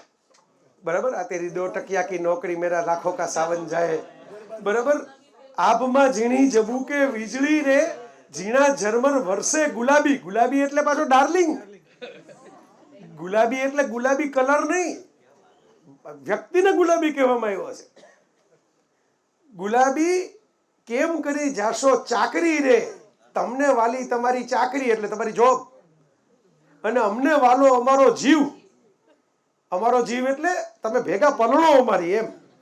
બરાબર. ગુલાબી કેમ કરી જાશો ચાકરી રે. આ મારે જ લેખમાં એક હતું, મેં કાઢ્યું ખરું આમાંથી ગોતીને. બરાબર. કે જો આ તમે વિચાર કરો કે આપણા કવિઓ કેવી સરસ સરસ વાતો લખી ગયા છે. આ પરમેનન્ટ છે. આ વરસાદમાં તમને મજા આવે. કોઈક સજોડે કંપની હોય એની સાથે ભેગા થઈને પલળવાની, એની સાથે બહાર નીકળવાની. પલળવાનું ધારો કે મેડિકલ રીઝનથી તમે ન કરો કે ભાઈ આમાં તો બહુ પછી માંદા પડી જવાય છે ને, એલર્જી થઈ જાય છે ને, દવાઓ ખાવી પડે છે, તો એટલીસ્ટ કોફીના કપ લઈને બાલ્કનીમાં વરસાદ ભેગો જોવાની, એની પણ એક મજા છે. હું કહું ફિલ્મોમાં વરસાદના સીન સરસ આવે છે. ગર્દિશમાં એક સરસ મજાનો સીન હતો, ઓલો છત્રીવાળો, યાદ હોય તો, પ્રિયદર્શનની પહેલી હિન્દી ફિલ્મ, જેકી શ્રોફવાળી ગર્દિશ. એ પછી કિરણભાઈ મેં કેટલા વર્ષો પછી ફોરેન કોરસ્પોન્ડન્ટ નામની 1940માં બનેલી આલ્ફ્રેડ હિચકોકની ફિલ્મ જોઈ. એમાં મર્ડરમાં વરસાદની છત્રીઓનો ઉપયોગ છે. મર્ડરર છત્રી વચ્ચેથી આવી રીતે ભાગે છે. તો લોકો પાસે એની એક વરસાદ છે ને આકર્ષે બહુ બધાને, ખેંચી લે, કારણ કે એમાં જીવન છે. જળ વગર જીવન હોય નહીં. નગર ત્યાં જ વૈસા જ્યાં નદીઓ હતી. વરસાદ પડતો બંધ થઈ જાય તો ઉનાળામાં કેરીઓ ન જાય તો આપણે માણસ પ્લમ ખાઈને લાવી લે, જાંબુ ખાઈને લાવી લે, બરાબર, ખારેક ખાઈને લાવી લે, પણ મરી ન જાય. બરાબર. શિયાળાની અંદર ઠંડી થોડીક ઓછી પડે ને ટમેટાના સૂપ ન થાય ને ઊંધિયા ઉંબાડિયા ન થાય, બરાબર, તો મરી ન જાય, ખીચડી ખાઈને લાવી લે.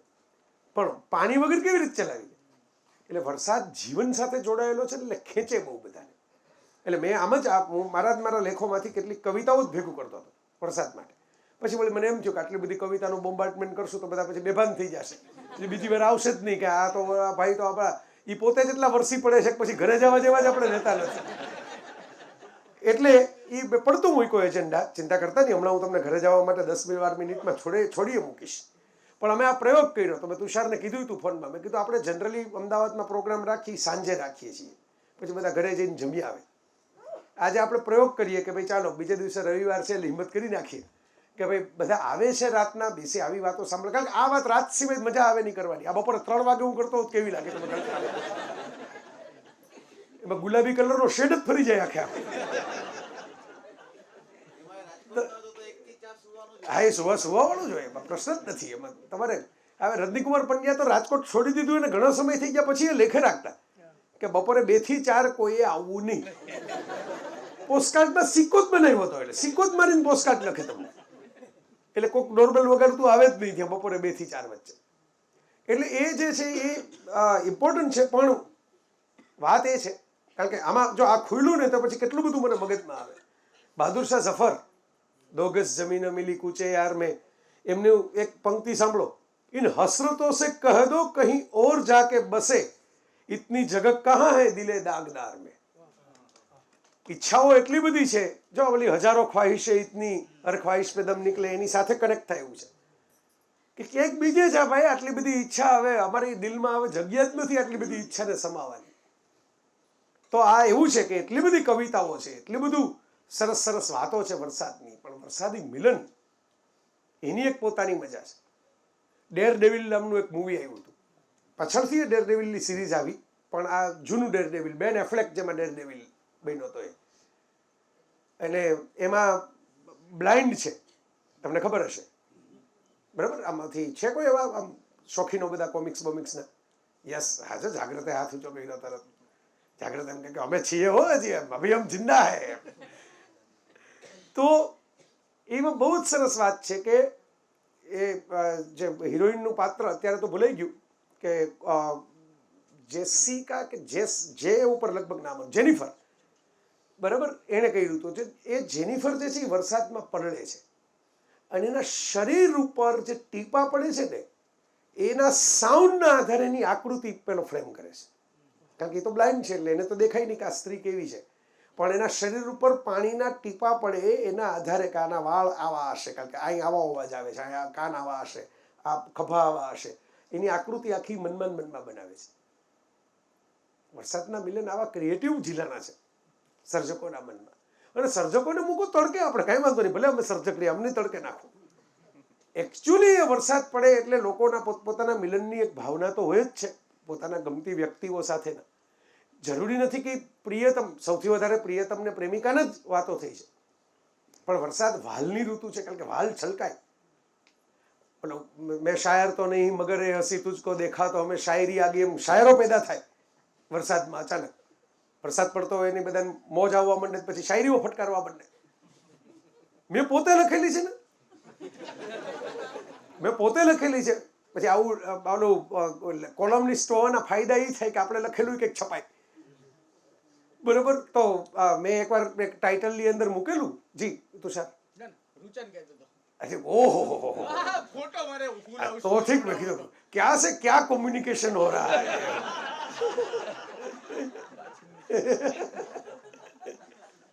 આમને આમ તો તુષાર બોમ્બ ફેંકી દે તો ખબર ન પડે આપણને. સહી પકડે. તો જો વાત છે એ છે કે હવે એક સરસ વ્યક્તિને રિક્ષામાં જતી મેં જોઈ વરસાદમાં ભીંજાઈને, વરસાદમાં ભીંજાય ને એટલે આમ બધું ખીલી જાય રૂ. હવે તમે એમ કહો કે તમે પુરુષોને નથી જોતા, તો એ કરણ જોહરને પૂછો એને કેવું લાગે છે. મને હું કેમ પૂછો છો? કારણ કે આવું કહીએ એટલે તરત એવા કાઉન્ટર ક્વેશ્ચન ચાલુ થાય એમ કે તમે સરસ વ્યક્તિને તમે છોકરીઓ જ કેમ જુઓ છો, છોકરાઓ જુઓ. અને જેન્યુઅનલી હું તો એવું માનું છું કે અમને પુરુષોને છે ને અમારો બાંધો જેવો બનાવીને રાખ્યો છે કે આમાં વરસાદમાં 4-5 ચોખ્ઠા દેખાય, બીજું તો શું દેખાય? એક ઊંધો ત્રિકોણ, એક આડો ત્રિકોણ, એક ચોરસ આમ બોલું હોય એટલે જૂના મોબાઈલના મોડલ એકબીજા ઉપર ટેકવીને રાખ્યા હોય એવું લાગે. મેં આખો આર્ટિકલ લખ્યો છે કે વરસાદમાં ભીંજાતી છોકરીઓ જ સારી લાગે, લઠ્ઠાઓ નહીં. હાસી લે. આ જોયું? તમે કોઈ પણ નોર્મલ પુરુષને પૂછો તો એ આ જ કહેશે. સ્ત્રીઓના કદાચ અભિપ્રાય જુદા હશે, પણ હવે એ ભલે ને એના પુરુષો ઉપર એ વર્ણન કરે, આપણે ક્યાં રોકવા આવ્યા છીએ? બરાબર? હા, પણ હિતિકના છૂટાછેડા થઈ જાય છે, એમાં કઈ ભેળ નથી પડતો. એને 300 કરોડ આપવા પડ્યા સુઝનને પાછા. એટલે આમાં કઈ ગેરંટી જ નથી. આમાં બિલ ગેટ્સના છૂટાછેડા થઈ ગયા, જેફ બેઝોસના થઈ ગયા, ઇલન મસ્કના તો 2.5 ડઝન થવા આવ્યા છૂટાછેડા. આ બસ એટલે આમાં એટલે એ જ કહું છું કે આમાં પણ મૂળ મુદ્દો એ છે કે સ્ત્રીઓને કંઈક ભીંજાતા પુરુષો જોવા બહુ ગમતા હોય તો આપણને કોઈ બિલકુલ ના નથી. આજકાલ બધા સિક્સ પેક બનાવીને ઇન્સ્ટાગ્રામમાં મફતમાં રખડે છે. તમારે પિક્ચરને પૈસા ખર્ચવાની જરૂર નથી. બરાબર? તમે એને લાઈક આપો, જુઓ, એના વર્ણનો લખો, તમે પ્રવચન કરો. આપણે ક્યાં ના પાડીએ છીએ? મને એકવાર મેં આખો લેખ લખ્યો તો, બહુ સરસ રોમેન્ટિક લેખ હતો. એ વાંચીને કાજલબેનનો ફોન આવ્યો. નામ સહિત જ કહું છું. બરાબર? કાજલબેન મને કહે કે આ તમે આટલું બધું લખો, આ તો પુરુષનો જ એંગલ છે, ખાલી આમાં સ્ત્રીનો એંગલ છે જ નહીં. તો મેં કીધું તમારે લખવાનો હોય, મારે થોડો લખવાનો હોય. તો એવી વાત છે કે હવે આ મૂળ મુદ્દા ઉપર આવીએ કે ઓલું શાયરી. તો આ પ્રકારની કંઈક શાયરી હતી. એક્ઝેક્ટ તો અત્યારે મને યાદ નથી, પણ આમાં કદાચ હોય તો હું એક્ઝેક્ટ બોલું. ચાલો ને, આપણે કવિઓએ આવું કેમ જીવ ટૂંકો રાખવો? કવિ થયા જ હોય તો પછી સંભળાવવામાં છે ને, કવિઓનું મુખ્ય લક્ષણ કવિતા નથી. કવિઓનું મુખ્ય લક્ષણ છે કવિતા સંભળાવી દેવી. તો એક આખું અલ્લડ વરસાદી ઝાપટું જાણે ચાલ્યું રિક્ષામાં, કે છલકાતી છોકરીએ નજરના સંયમને મૂક્યો હતો પરીક્ષામાં. તો અરે ઓહો થઈ બોલો. હવે આવું બધું કરીને અમે ચણાની ઝાડ ઉપર નહીં ચડ્યો, અમે લેખક જ રહેવાના છીએ. કવિતાઓમાં એવું થાય ઘણી વાર આપણે સ્ટેજ ઉપર હોય એટલું જ ઓડિયન્સ સામે હોય, એટલે એમાં આ ફાયદો છે અત્યારે જે છીએ. તો પણ આવું સૂજે, આવું જોઈને આમ ક્યારેક અમને મેં કીધું ને, વરસાદ તમને સુજાડે અમુક વસ્તુ.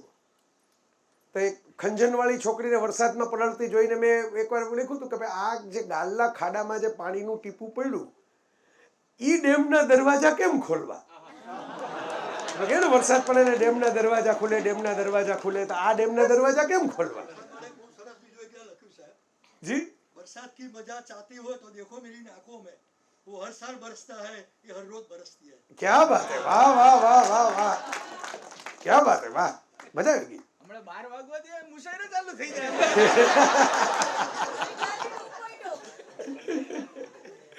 એટલે હજી મોન્સૂન ફેસ્ટિવલ ચાલુ જ છે ને ધ્રુવી? આ કાલે છે ને, જો તો પછી આપણે આ બધાને ભેગા આમંત્રણ આપી દો. બરાબર? તો આપણે 5 નવી રચનાઓ સાંભળવા મળે.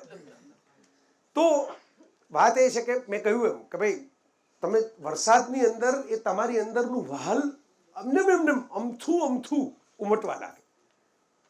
તમને જગત પણ થોડુંક વધારે વહાલું લાગે, તમને દુનિયા થોડીક વધારે ફ્રેશ લાગે. તમે મને ફોન કર્યો કે લાગી ગયો હશે. આ કવિતાઓ આમાંથી ગોતીનું સંભળાવું છું ને એમાં.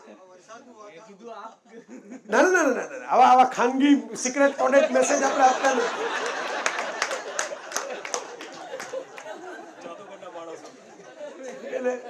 હા, અને ફોન કરવો હોય તો જેને જોઈ હતી એના નંબર હોય તો એને ન કરવું. આ બેઠા જો વાત કરી એમાં શાયરીની, તુષારને શું કરું? હમણાં આટલી બધી ચોખવટ તો કરી આપણે.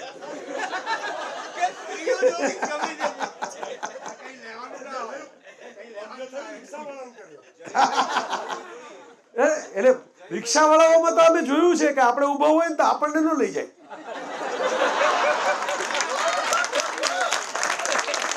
આવું તો બહુ, મારે તો પિક્ચર જોવા જવું હોય એટલે મોડું થતું હોય કે હાલો ટાઈમસર લઈ જાય તો આપણે પિક્ચર જોવા જતા રહીએ. બરોબર? તો આપણને ન લઈ જાય ને છોકરીઓ ઉભી હોય તો એને વહેલા લઈ જાય. ટ્રાફિક પોલીસ વાળા એમના મહેમાન નો ભાડ્યા. હા, બરાબર. તુષારને કરડી ગયા લાગે છે થોડા. મારે એવું છે કે બેનર ના એને મારા નથી પાડતા એ વસ્તુ અલગ છે કે ભાઈ ચાલો પત્રકાર છે એટલે જવા દઈએ છે ઓરે તોય લખતાવને ન ઉપાડે ઓનલાઈન કેબ બુકિંગ વાળા કેબ બુક નથી લેતા બોલો ઓનલાઈન કેબ બુકિંગ વાળા કેબ બુક લે જો વ્યથાઓ સાંભળો વ્યથાઓ આ તો જીએસટીવી માટે એક આખો અડધી કલાકનો વિશેષ વિષય છે પુરુષ સમાજને કેટલી પ્રોબ્લેમ્સ છે આમાં થઈ જાય એમાં નથી બોલો આ જો આ તો બહુ ઇન્ટરેસ્ટિંગ ટોપિક છે આખો આ ડિસ્ક્રિમિનેશન જે બધા કહે છે ને આ ડિસ્ક્રિમિનેશન નો ટોપિક છે આપણું સ્કૂટર બંધ થઈ જાય તો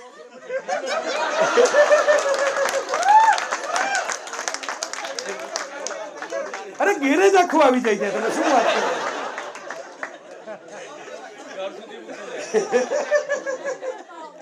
આખો ટોપિક શિફ્ટ થઈ ગયો વાલમાંથી સીધો રમેશ પારેખે તો લખ્યું હતું ને કે એક છોકરીના હાથમાંથી રૂમાલ પડે હા ને લેવા આખું ગામ નીચે પડે હે એ તો આ તો વાત છે હજી કાલે મેં કેબ બુક કરી 15 સેકન્ડ પણ પૂરી ના થઈ અને મારી કેબ ઠીક થઈ ગઈ ખાવા લઈ જઈશ હા એ તો તારે કેબ જલ્દી જોઈતી હોય તો કોન્ટેક્ટ કર એટલે ઓલા ખોટા આઈડી બનાવીને ઊંધા જતા મેસેજ કરવાને બદલે કેબ માટે એક આઈડી બનાવીને રાખો કે જે તમને વહેલા બોટકીને લઈ જાય દર વખતે કેબ બુક કરે તો સ્વિફ્ટ આવે અમે કરીને તો ઈકો આવે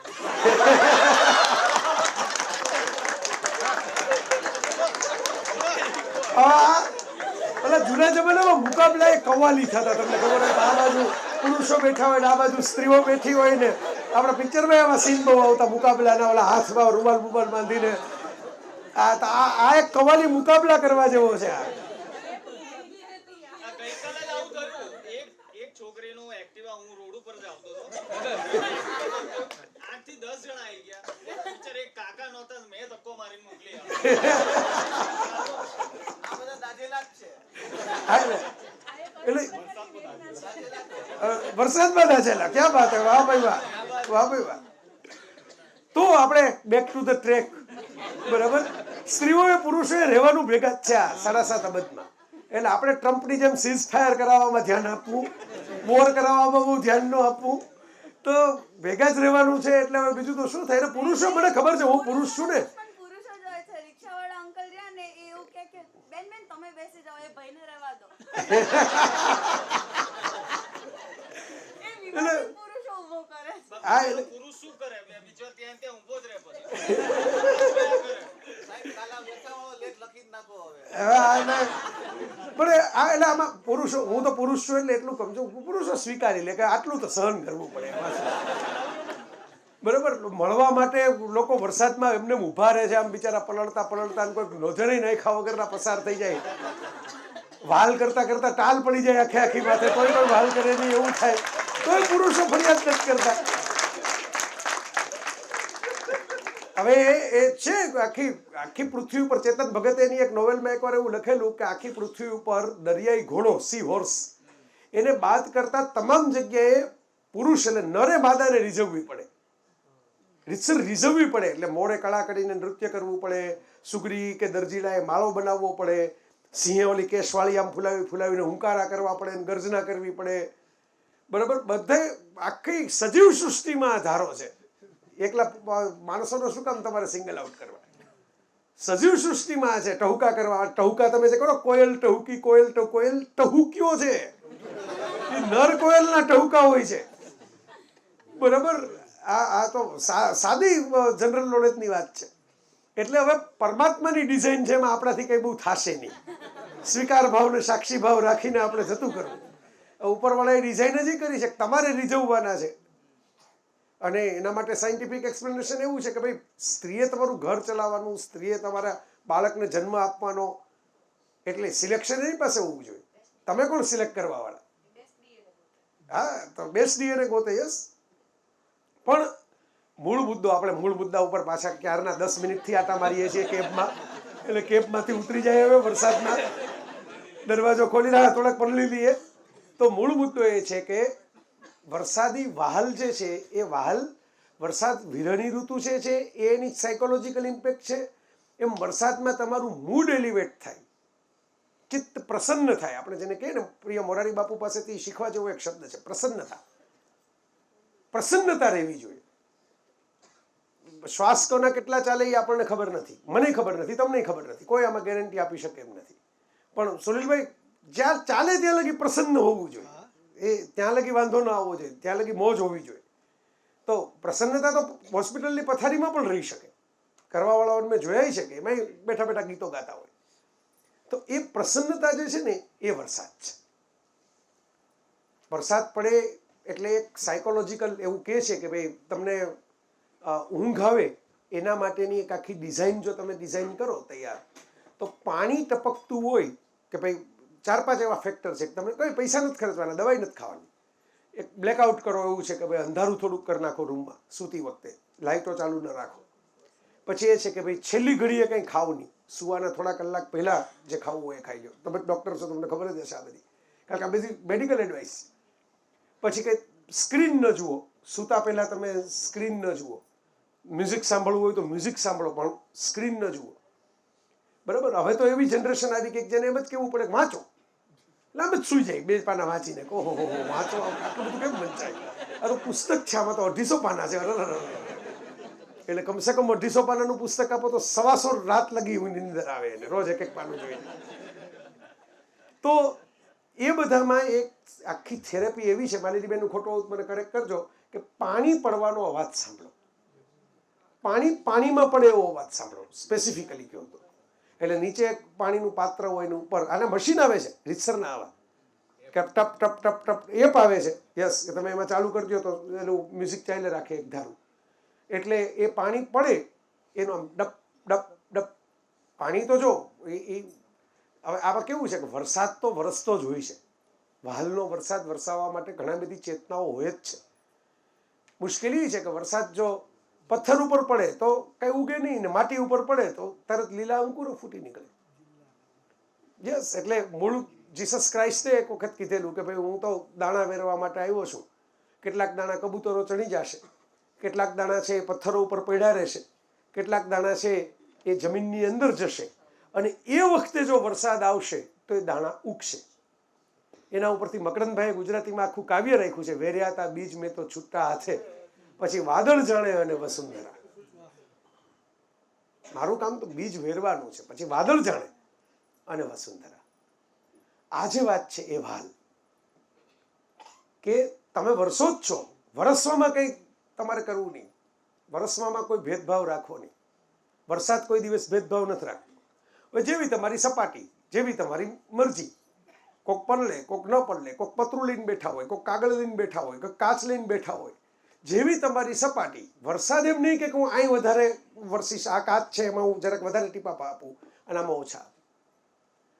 વહાલની બીજી એક મોસમ મને એટલા માટે વરસાદની લાગે છે કે વરસાદના ફોરા જે હોય ટીપા, કારણ કે આમ આમ ધારા લાગે તમને, અને આમ તમે જુઓ એક આખું તો ઝુકે બાદલ ચૂમે ધરતી એવી એક ગુજરાતી નવલકથાનું ટાઇટલ હતું. તમને એમ લાગે કે જાણે ઉપરથી નીચે પૃથ્વીને પ્રેમ કરવા માટે વરસાદ આવે છે. આ હાલ કે પેલી વરસાદની ધારાઓ આમ એક ધારી વરસતી હોય ને, હવે સિટીમાં આવા સીન ઓછા જોવા મળે કારણ કે ફરતું બીજું બધું બેકગ્રાઉન્ડ આવી જાય. પણ તમે પહાડી વિસ્તારોમાં જાઓ ને તો તમને પેલી વેલે આમ લાઈનો દેખાય રીતસર, પડદા ટાઈપ. યસ, જાણે આમ સિલ્વર કલરની પેલી ભૂંગળીઓ રાખી હોય ને એવી રીતની. તો એ આમ તમને એમ લાગે જાણે કનેક્શન થાય છે, આકાશનું ધરતી સાથેનું કનેક્શન બને છે. પેલું આપણે કહીએ ને કે ભાઈ એને મેચ કરો, આપણે બ્લુટૂથનું પેરિંગ ન કહીએ કે પેર કરો બે મોબાઈલ બાજુમાં રાખીને, એમ પેરિંગ થાય છે આકાશ સાથે ધરતીનું. એ હાલ કે આપ જરા નીચે ઝૂક્યું અને એને ધરતીને ચૂમી એક શ્વાસ, એ પ્રકારનું વાલ. એ જે વીજળી થાય કાનુડાના રથ જેવી લાગે. મૃચ્છકટિકમમાં શુદ્રકે લખ્યું છે કે મેઘનું વાદળ શ્યામ છે અને વીજળી એમાં રૂપેરી છે, એટલે એમ લાગે છે કે શ્યામ સુંદર આખે આખા પ્રગટ થઈ રહ્યા છે. તો આ જે વાત છે એમાં કેવું સરસ વાલની મોસમ છે. વસંત સેનાનું વર્ણન છે, જે ઉત્સવ પિક્ચર જેના ઉપરથી બનાવ્યું હતું ગિરીશ કર્નાડે, મૃચ્છકટિકમ.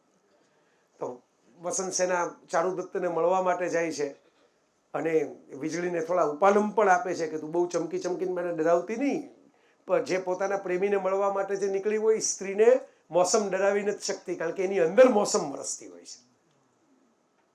આ જે વાત છે એ વાત, એ મિલન, એ વરસાદનું વહાલ. અને આપણે ખાલી સ્ત્રી પુરુષના જ વાલની ચિંતા કરીએ છીએ, ચર્ચા કરીએ છીએ, પણ ઓવરઓલ પ્રકૃતિમાં જ એક વાલ પ્રગટે છે વરસાદની સાથે. તમે જોયું હશે પહેલા વરસાદમાં પેલી માટીની ભીની માટીની સુગંધ આવે. પાલનપુરમાં એનું ઉત્તર મળે છે, જ્યારે પેટ્રિકોર કહેવાય અંગ્રેજીમાં. એ સુગંધને એ એકચ્યુઅલી એક બેક્ટેરિયા છે, એક્ટિનો કે એવું કંઈક નામ છે, હું કદાચ ભૂલ કરતો હોઈશ પણ ચેક કરજો. એ બેક્ટેરિયા જે છે એ મૂળ કામ કરે છે વિઘટનનું કોઈ પણ પરિસ્થિતિનું. તો વરસાદ ન હોય એટલે ઉનાળો હોય, એટલે ઉનાળો હોય સુષુપ્ત અવસ્થામાં હોય, ને પછી વરસાદ વરસે એટલે થોડા એક્ટિવ થાય, ને એક્ટિવ થાય એટલે એ એક પ્રકારનું આ પેટ્રોલિયમ જેવું, પરફ્યુમ જેવું એક સુગંધ છોડે, અને એ સુગંધ તમારી પાસે આવે એટલે તમને એમ લાગે કે જો પહેલાં માટીનું અત્તર જાણે ફૂટી નીકળ્યું. પણ પ્રેક્ટિકલ વાત એ છે કે તમે પ્રફુલ્લિત થાઓ.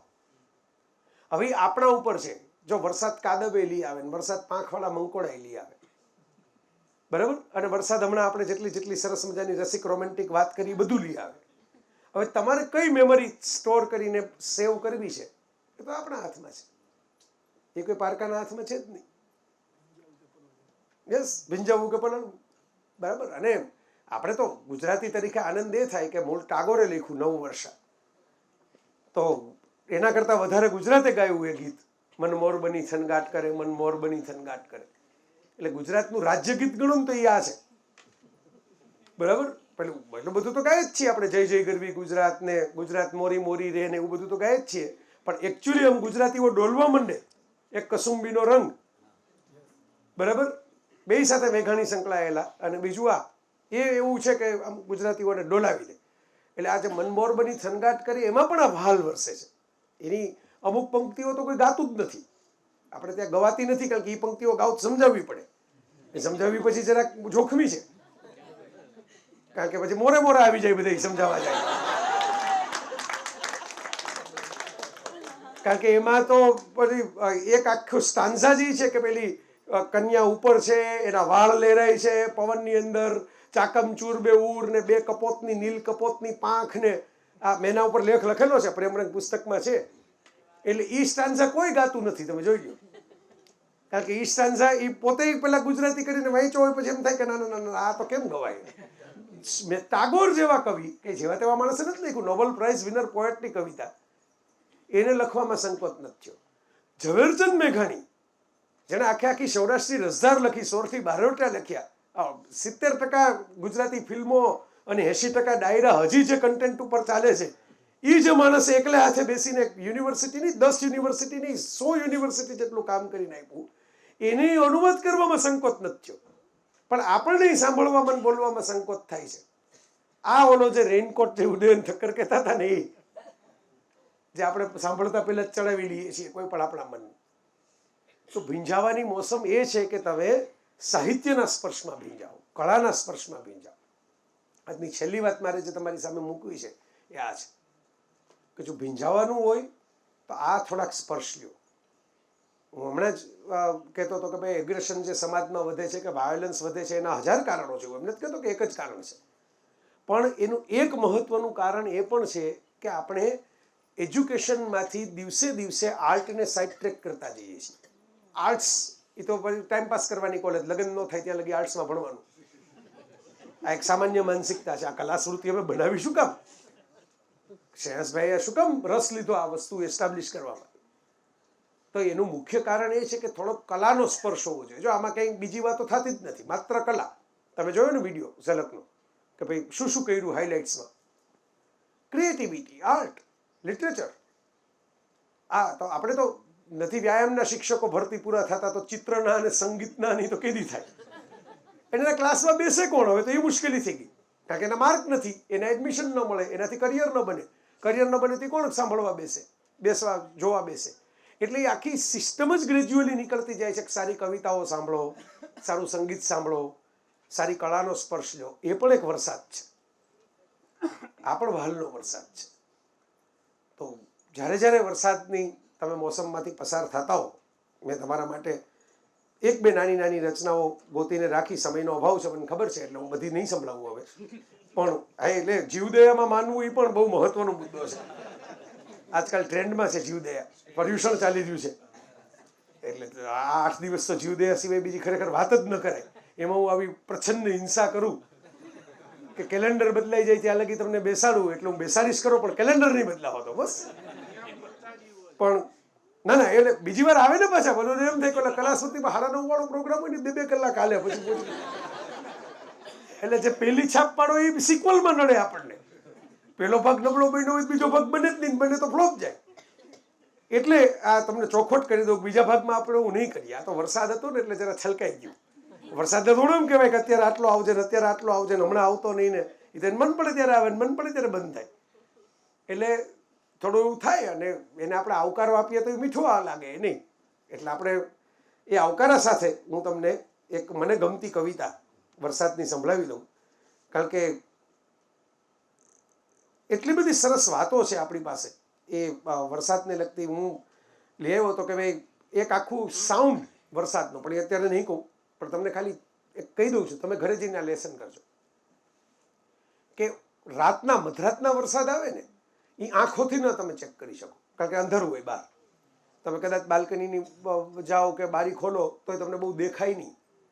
ટોર્ચનો લાઇટ ફેંકો કે બહારની કોઈક લાઇટ ચાલુ હોય દેખાય. તો રાતના વરસાદો, મધરાતના વરસાદો હોય ને એ હંમેશા કાન ગ્રહણ કરે, આંખને બદલે. ત્વચા પણ ન કરે કારણ કે તમે ઘરમાં છો, બરાબર, આંખ પણ ન કરે. એટલે સાઉન્ડસ્કેપ છે, રેઇનનો સાઉન્ડસ્કેપ.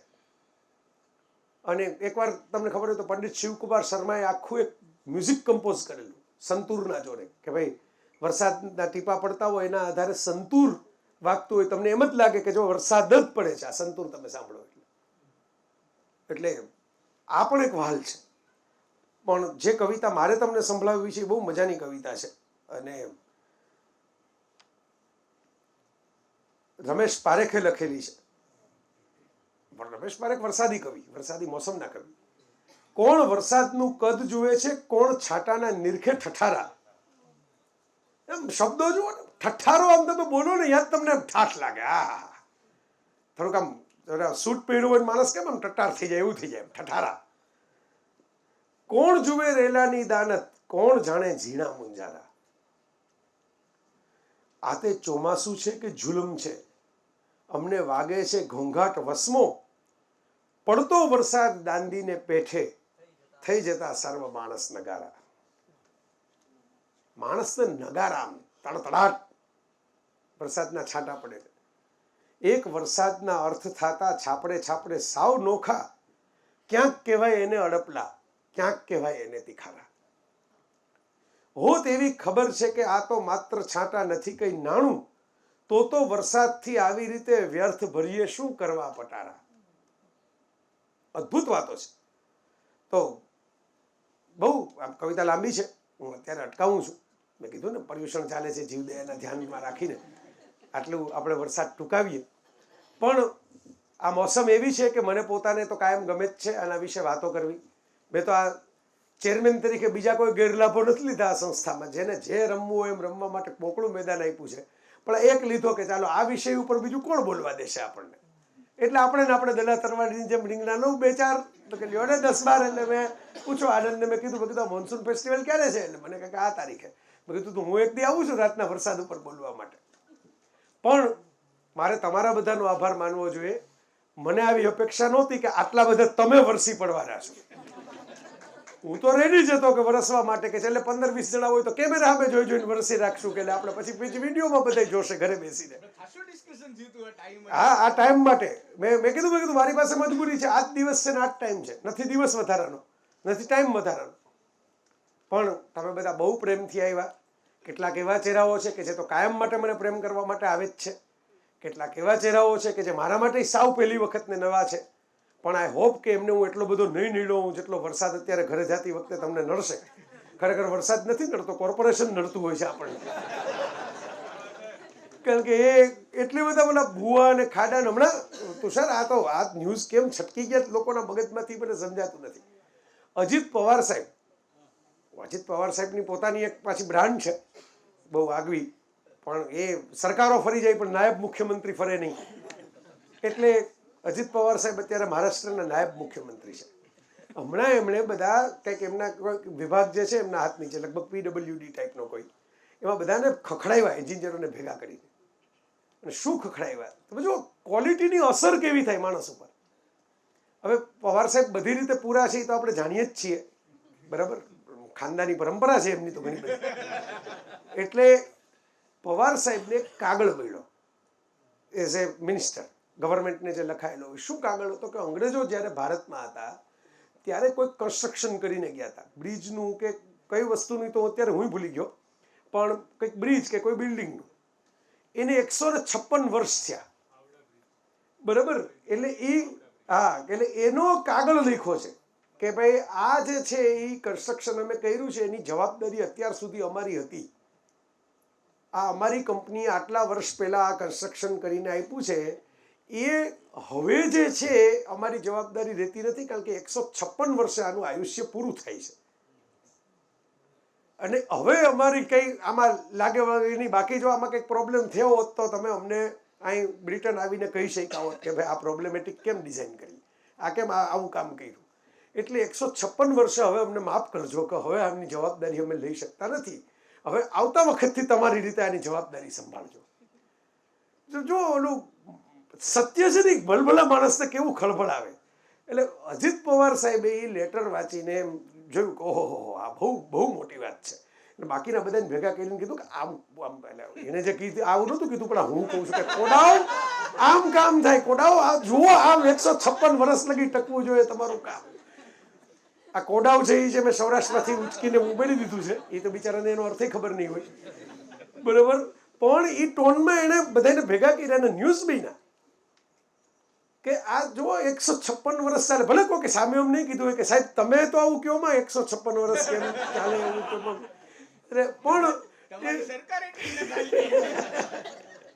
પણ એ આ અસર કે ભાઈ એક વસ્તુ છે, એક કંપનીના એવી તો મૂળ માણસો તો ગુજરી ગયા હશે, પણ એક ઓથોરિટીએ જવાબદારી છે કે ભાઈ અમે તમારું કામ કર્યું છે ને, એ ગમે એવા વરસાદ પડે ને ગમે એવા તડકા પડે ને ગમે એવા વાવાઝોડા આવે, અમારી જવાબદારી હવે પૂરી થઈ છે, એટલે ટકે એટલું કામ અમે કર્યું હતું. અમારે પુનામાં એક રોડ બન્યો છે, જંગલી મહારાજ રોડ. જી. એનો એક પારસી કંપનીએ કોન્ટ્રાક્ટ લીધેલો. જી. અને 10 વર્ષની ગેરંટી આપેલી. આજે એને 40 વર્ષ થઈ ગયા, કાંઈ નથી થયું. પણ એ કોન્ટ્રાક્ટ પછી એને બીજું કોઈ કામ જ નથી મળ્યું. ઓહો, એના પછી એને કોન્ટ્રાક્ટ મળવાને જ એ બહુ લાંબુ ટકાઉ કામ કરો. મને એક વારી ફ્લાઇટમાં બાજુમાં ભેગા સેમસંગના એક એન્જિનિયર થઈ ગયા હતા, તો હું એનો ફોન વાપરું છું એટલે મેં તો સીધી આવો મોકો ક્યાંથી મળે, આમાં આ કેમ આમ નથી ને આ કેમ તેમ નથી ને અંતે ને એ બિચારા ક્યાં જાય, મારી બાજુમાં જ બેઠા હતા એટલે, બરાબર. પાછું અંગ્રેજી આવડતું હતું, શરૂઆતમાં તો હોશે વાત કરી મારી, અને એને ખબર નહીં કે આ મને આવી રીતે પકડી લેશે કે ભાઈ આ. એટલે મેં પછી અમે છેલ્લે ઓલી ફરિયાદોનું કામ પૂરું થયું ને એટલે આપણે સપનાઓ શરૂ કર્યા કે ફોનમાં આ એક ફીચર હોવું જોઈએ, પછી આ એક ફીચર હોવું જોઈએ, આવું હોવું જોઈએ, આવું હોવું જોઈએ. એટલે એને એમાંથી 2-3 વસ્તુ મેં એમ કીધું કે it's already design, it's there. એટલે મેં કીધું ઇટ્સ ધેર કયા મોડલમાં છે? મેં કીધું હું તો હાઈ એન્ડ મોડલ વાપરું છું, છેલ્લામાં છેલ્લો લઈ લઉં છું દર વર્ષે, તો આમાં તો દેખાતું નથી. તો મને કે it's there but we can not launch all the features at the same time, then you will not purchase a new model after that. So it will come gradually. મને કે all the features won't come at the same time. એવું હવે થઈ ગયું છે કે ભાઈ બહુ ટકાઉ કામ કરો તો પછી એવા ટકાઉ કામ. મને હમણાં એક ટીનેજરે મને એમ કીધું કે તમે જે શૂઝ મારા માટે અમેરિકાથી લઈ આવ્યા હતા ને એ તૂટતા જ નથી, એવા શૂઝ ન લઈ આવતા. આટલા બધા ડ્યુરેબલ શૂઝ લઈ આવો પછી અમારે બીજા કલરના પહેરવા હોય, ઓલા તૂટે નહીં, બીજા કોઈ લેવા નથી દેતું અમને. લેવા લઈ આવજો 2 વર્ષમાં તૂટી જાય પાછા. તો પછી એવી બ્રિટનમાં એના ડોક્યુમેન્ટેડ છે, એને કીધું કે 100 વર્ષ સુધી એમાં કશું નહીં થાય, નથી થતું. ઝોન છે ને એ જે આર્કિટેક્ચર જેટલી બિલ્ડિંગ્સ એમાં બનાવેલી છે એમાં સાઉથ બ્લોક વાળી, પાણી પણ નથી પડતું, કશું નથી પડતું. અમારું નવું પાર્લામેન્ટમાં ભલે પડે છે, જૂનામ નતું.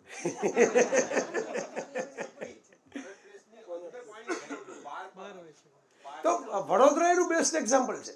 સયાજી રાવે જે વડોદરા બનાવેલું છે, બરાબર. આ તો વડોદરા હું એક ચોમાસે ગયો છું, અહીંયા વડોદરાવાસીઓ જ મને જાણવા મળ્યું, એમાં પાણી નીકળી જાય છે. એ જમાનામાં સયાજીરાવ ગાયકવાડી સ્ટેટે જે પ્લાનિંગ કર્યું હતું એમાં, પછી જે નવું વડોદરા બન્યું એમાં પાણી ભરાઈ જાય છે.